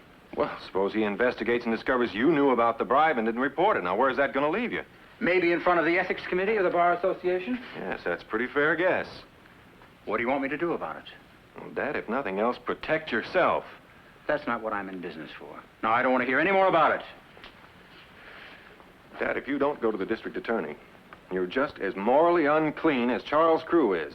Moral cleanliness is a relative term. I don't think it is. You either behave morally or you don't.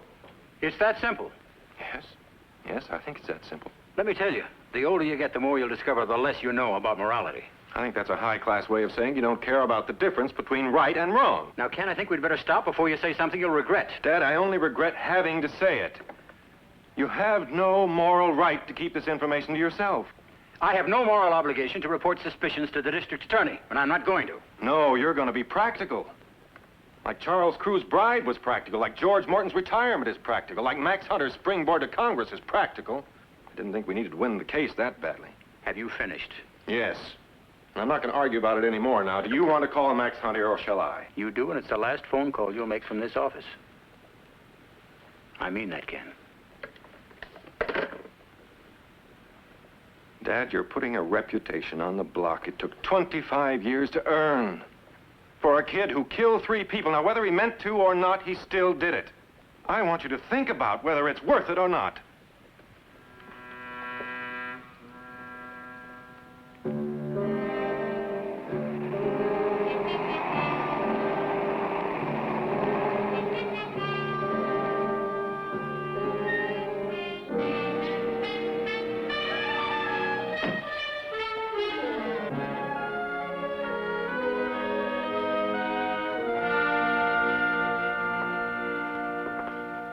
Mr. Kenneth Preston.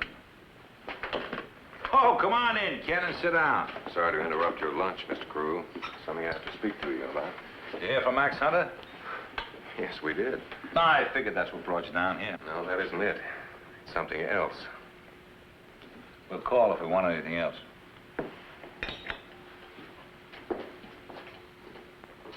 My father did a little digging into Mr. George Morton. Morton? Who's he? He's the holdout on the jury, the one who voted not guilty. Seems he came to quite a bit of money sometime during the trial. So much money that he quit a job he'd held for 20 years, left a house unsold, and ran off to Florida. Oh, couldn't have happened to a nicer guy. Mr. Crew, my father and I think that money came from you. Well, you can't hang a man for what he thinks. Well, you can hang him for what you can prove. We think there's enough evidence here to warrant an investigation, to go to the district attorney. Now, look, Sonny, you mind your own business and let the district attorney mind his. Now, look, first of all, Mr. Crew, don't you call me Sonny. You know you're trying to ruin Peter's chances at a second trial? We're going to do our best for Peter, but we're not going to stand still while you tamper with a jury. Did you bribe that man? Now, what is this? Are you on me, too? Look, Peter, I know what I'm doing. Tell me. Now, let me get something straight. I pay the bills around here, and what I say goes. And if you don't like it, you can get off the case. No one's holding a club over you. You're innocent of that charge, Peter. We both know that. And I'm going to see that you get a fair shake at the court. That's the only thing I'm interested in. And if these lawyers won't handle your case, then I'll get someone else who will. Well, let's go down to the club and have a workout. No, thanks. I want to talk to my lawyer. Your lawyer? You can say that when you got enough money to pay for one. Are you sure he bribed that man? No, we're not sure, Peter. It's only a suspicion at the moment. It's the kind of thing he would do. The kind of thing he's always done. Are you going to drop my case? Do you want us to? No, I don't. Well, then don't worry about it. What's going to happen to me? I don't know yet, Peter. You know, every time I look out the window and see a car, I get sick to my stomach. Just seeing a car. I killed 3 people. I keep dreaming about the accident. I keep seeing those last few seconds. Do you think that'll ever go away? No. No, I don't suppose it will. I have a very logical way of looking at it. It wasn't deliberate. As long as it's not deliberate, it's just fine. It could have happened to any nice teenage kid. But then I start thinking, well, what wasn't deliberate? I drove 100 miles an hour. I made a choice. I didn't hit my brakes. That was deliberate. I took a chance with my life, with Chuck's, with Judy's. That was deliberate. I killed those men. Well, you didn't set out to kill them. Are you excusing me for their deaths? No, Peter, I'm not. You know, I have never been responsible for anything in my life. I want to own some part of my life. Do you know what I'm talking about? Yes. Yes, I do. Do you really think he bribed that man? Peter, I don't know. But you think he did? Yes, I think he did, but I don't have any proof. Do you know what that feels like? My father never brought me up to believe in anything but power. Well, I'm just not that kind of person. I don't understand what it is that makes him behave the way he does. I don't even understand why he wants to run me. Why should he? What kind of a charge does that give him? He runs 8 corporations. Why does he want to bother with me? You're his son. I'm not so sure that's a perfect reason, Peter, but I can't offer you anything else. He says I'm not guilty. Not because of the facts, but because he wants it that way. Am I guilty? Peter, nobody can decide that but you. Did he really bribe that man? I don't know. Why didn't he ask me? Why doesn't he let me decide? Why doesn't he let me decide?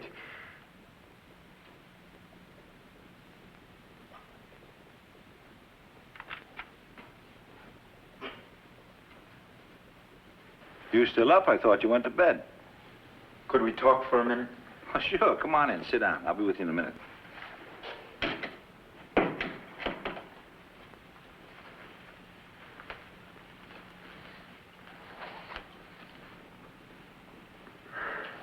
I've been trying to work myself up to this all day, but I didn't know how. I'd about decided to let it go until morning, but... Okay, I know exactly what's on your mind. Look, I never lied to you before, Peter, and I don't intend to start now. You can think what you will of me, but I'm not a hypocrite. I don't say one thing and do something else. You bribed that juror. Well, sure I did. I wish I tried to buy all 12 of them. No one's incorruptible. My only gripe with Morton was that he didn't deliver what he was paid to deliver. He was supposed to get you off. He only managed to hang the jury. Why did you do it? Well, we weren't getting a fair shake. Not from the newspapers, not from the DA, not from the court, not from anyone. When I don't get a fair shake, I do something about it. I don't sit and bawl my eyes out. But it was me. It was my trial. Why didn't you ask me? Ask you? What was there to ask you? Well, what's the matter with you? You want to go to jail? No, I don't. Well, there you are. But I have a right to be asked. I have a right to know what you're doing with my life. Okay, so I told you. After it happened. Peter, what's eating you? I'm not sure. I just know I'm tired of being treated as if I were nothing. Do you know, I sometimes actually have opinions about things. Look, I'm trying to keep you out of jail. Is that wrong? Why don't you let me run my life? Let me make my own mistakes. Make your own mistakes? Who was driving the car 100 miles an hour, you or me? Who killed 3 men? You or me? How many more mistakes do you want me to let you make? I've spent 52 bleeding years learning how not to make mistakes because I want what I want out of life. For yourself. Sure, for myself. What do you think I am, a diss rag? I was biting and clawing and fighting for myself before you were born. And then when you came along, I did the same. Only a little harder, a little faster, because I was doing it for you. You never asked me. Peter, where do you think you'd be now if it wasn't for me? In jail. Is that what you want? Son, you're like my father was. The world knocks you down once a day, every day, and somebody's got to pick you up. So I'm elected. Who else is supposed to do it? Your mother is dead. There's nobody for you but me. If I'm a doormat, maybe you made me that way. Maybe the reason I get walked on is because you never let me learn how to stand up for myself. Wait a minute. I didn't let you what? I'm not an investment. I'm not a corporation. I'm not a board of trustees. And if you'll let go of me for just 1 minute, I won't fall apart at the seams. I'll prove it to you. Let go of me!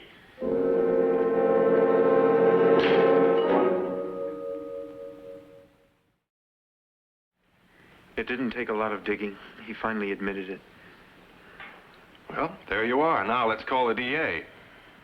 No, I'm not going to. No, you have to. I think he ought to be told. Now, wait a minute, Peter. What your father has done is done. His punishment is one thing, your trial is another. We know the bribery took place without your knowledge or consent, but not everyone will believe it. It doesn't matter what they believe. It matters a great deal, Peter. Mr. Preston, I've thought about this a lot. I haven't been known to do much thinking on my own, but I'm trying to now. I'm guilty. Well, maybe you are, Peter. But I don't think it's that easy to tell. There are thousands of laws and just as many courts, judges, juries, and trials. And all those things exist to find the difference between right and wrong, innocence and guilt. If knowing the difference were that simple, we wouldn't need all those things. I've been trying to make up my own mind about myself, Mr. Preston. I haven't had much practice, but I found out one thing. I don't want my father to buy back my mistakes anymore.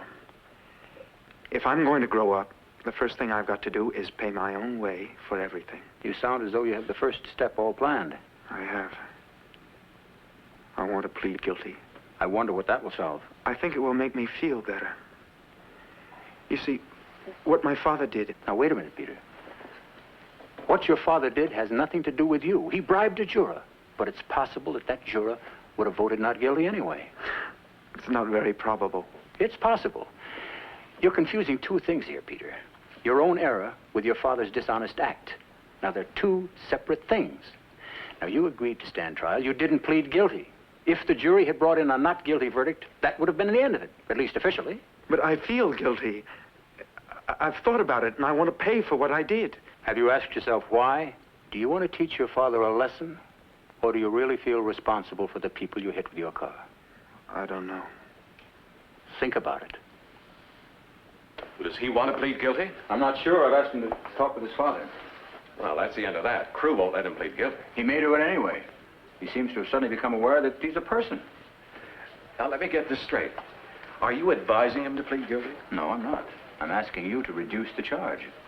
Well, when he's ready to plead guilty to the full charge, you let me know. Then we'll talk about reducing the charge. You don't give away much, do you? Sweat in summer and ice in winter.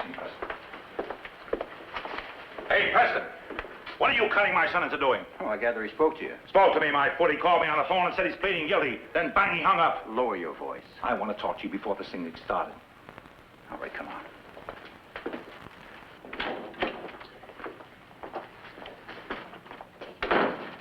Now, you tell me what you did. All right, now let's get this straight. First of all, you're not going to try and browbeat me. You're not going to shout at me. You're not going to give me any order. Now, what was your question? Now, you listen to me, Preston. Mr. Preston. What are you talking about? My son is getting ready to plead guilty, and you're telling me what name to call you? You talked him into this. What right have you got, Preston? I didn't talk him into anything. It was his own idea. He wants to be a man. He wants to pay his debt to society. What debt? You go into that courtroom and bring him in here. Dad, they're about ready. The judge is on his way down. I don't care about any judge. You bring my son in here. Ken, we'll be right along. Thanks. Now, you listen to me, Now, Preston. you listen to me. Peter is going to make his own decision. And whatever it is, you're going to take it whether you like it or not. Mr. Preston, I want you to keep my kid out of prison. Kid? Peter is no kid. He's a man. It was a long time in coming, but it's here. Neither one of us is going to decide what happens to Peter. As a lawyer, I can regret a client acting against his own best interests. But I respect him enough to let him do it. Maybe if you thought about it long enough, you'd respect him, too. I'll lose him. You lost much of him a long time ago, Mr. Crew. Maybe if you let him stand on his own 2 feet now, you'll be taking the first step towards winning him back.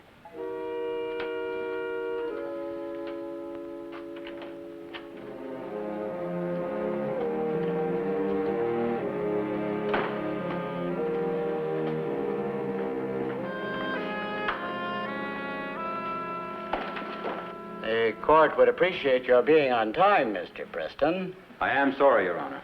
Are you ready to begin? Yes, Your Honor. At this time, I'd like to offer a motion to adjourn this trial. On what grounds? On the grounds that the emotional atmosphere in this community, in the newspapers, and in this courtroom itself is prejudicial to the best interests of my client. Motion is denied, Mr. Preston. The district attorney may proceed. Your Honor, ladies and gentlemen of the jury, the state will establish that Peter Crew, on the morning of February 6th of this year, I wonder. operate a motor vehicle No. in such a manner No. as to Please cause don't. the deaths of 3 men. Please don't do that. That further, Your Honor, if it please the court, may I have a brief recess? Mr. Preston, you came into court late, and now you have interrupted the district attorney in his opening remarks. What's wrong with you this morning? Haven't you learned how to behave in a courtroom yet? I apologize, Your Honor. There's a vital matter I must discuss with my client. It can't wait. I'm sorry, Mr. Preston. I want to change my plea to guilty, Your Honor. You don't know what you're doing. Let me go. No, stop it. The defendant, come up here, please.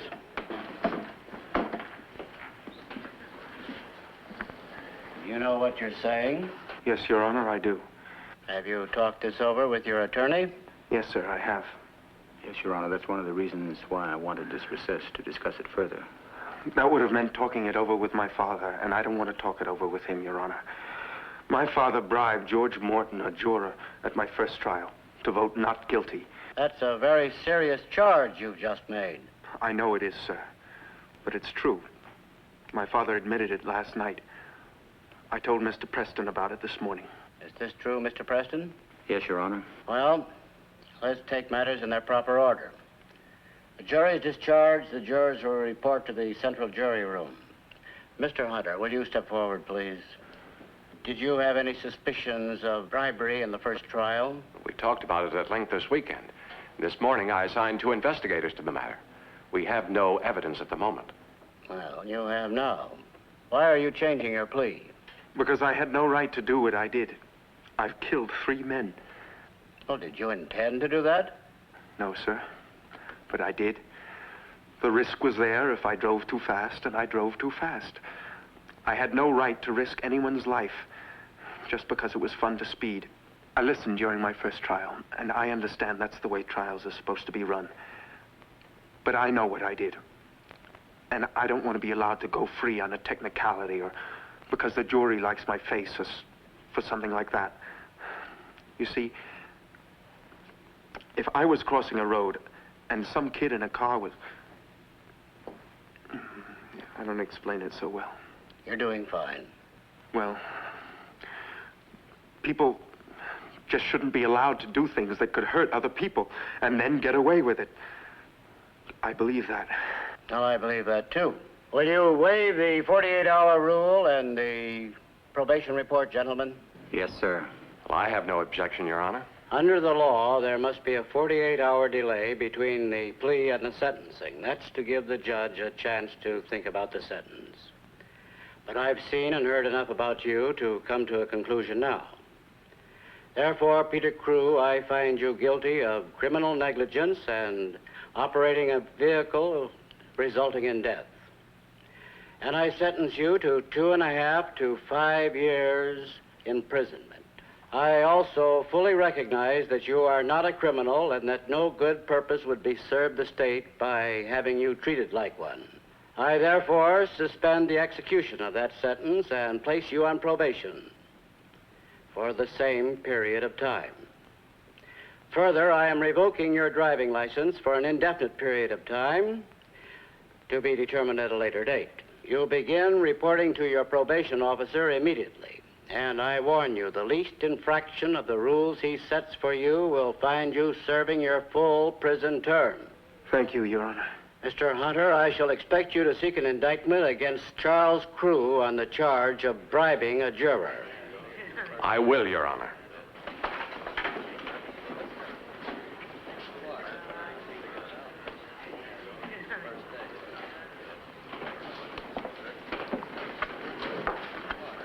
Peter? Congratulations. I don't think I want to be congratulated, Mr. Preston. I don't mean on your suspended sentence. I mean on growing up. Thank you. I'd like you to listen to me for a minute. This may astonish you, but I think your father has always acted in your best interest. His way may be foreign to you. It may even be wrong, but it's all he knows.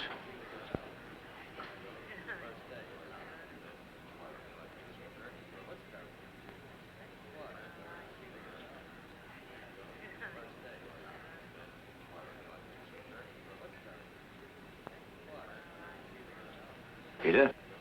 I'm sorry, Dad. You're a big wheel now, Peter. Pleaded guilty, got a suspended sentence, turned in your old man. There was no way I could stop myself from doing that. Wasn't there? I won't argue with you. I'll have to testify against you. Oh, I don't think so. If I know Morton, he'll be singing the Anvil chorus when they ask the first question. Hunter thinks he's going to have a ball, but I'm going to fool him. I'm going to plead guilty, too. And with the right kind of a judge, I might even get a suspended sentence. You know, father sacrificed himself for kid and all that kind of jazz. All that kind of jazz.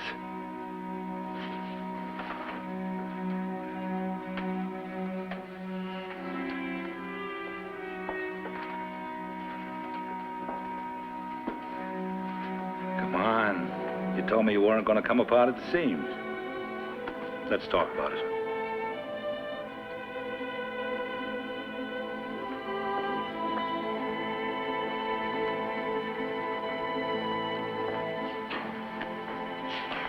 Well, how about that?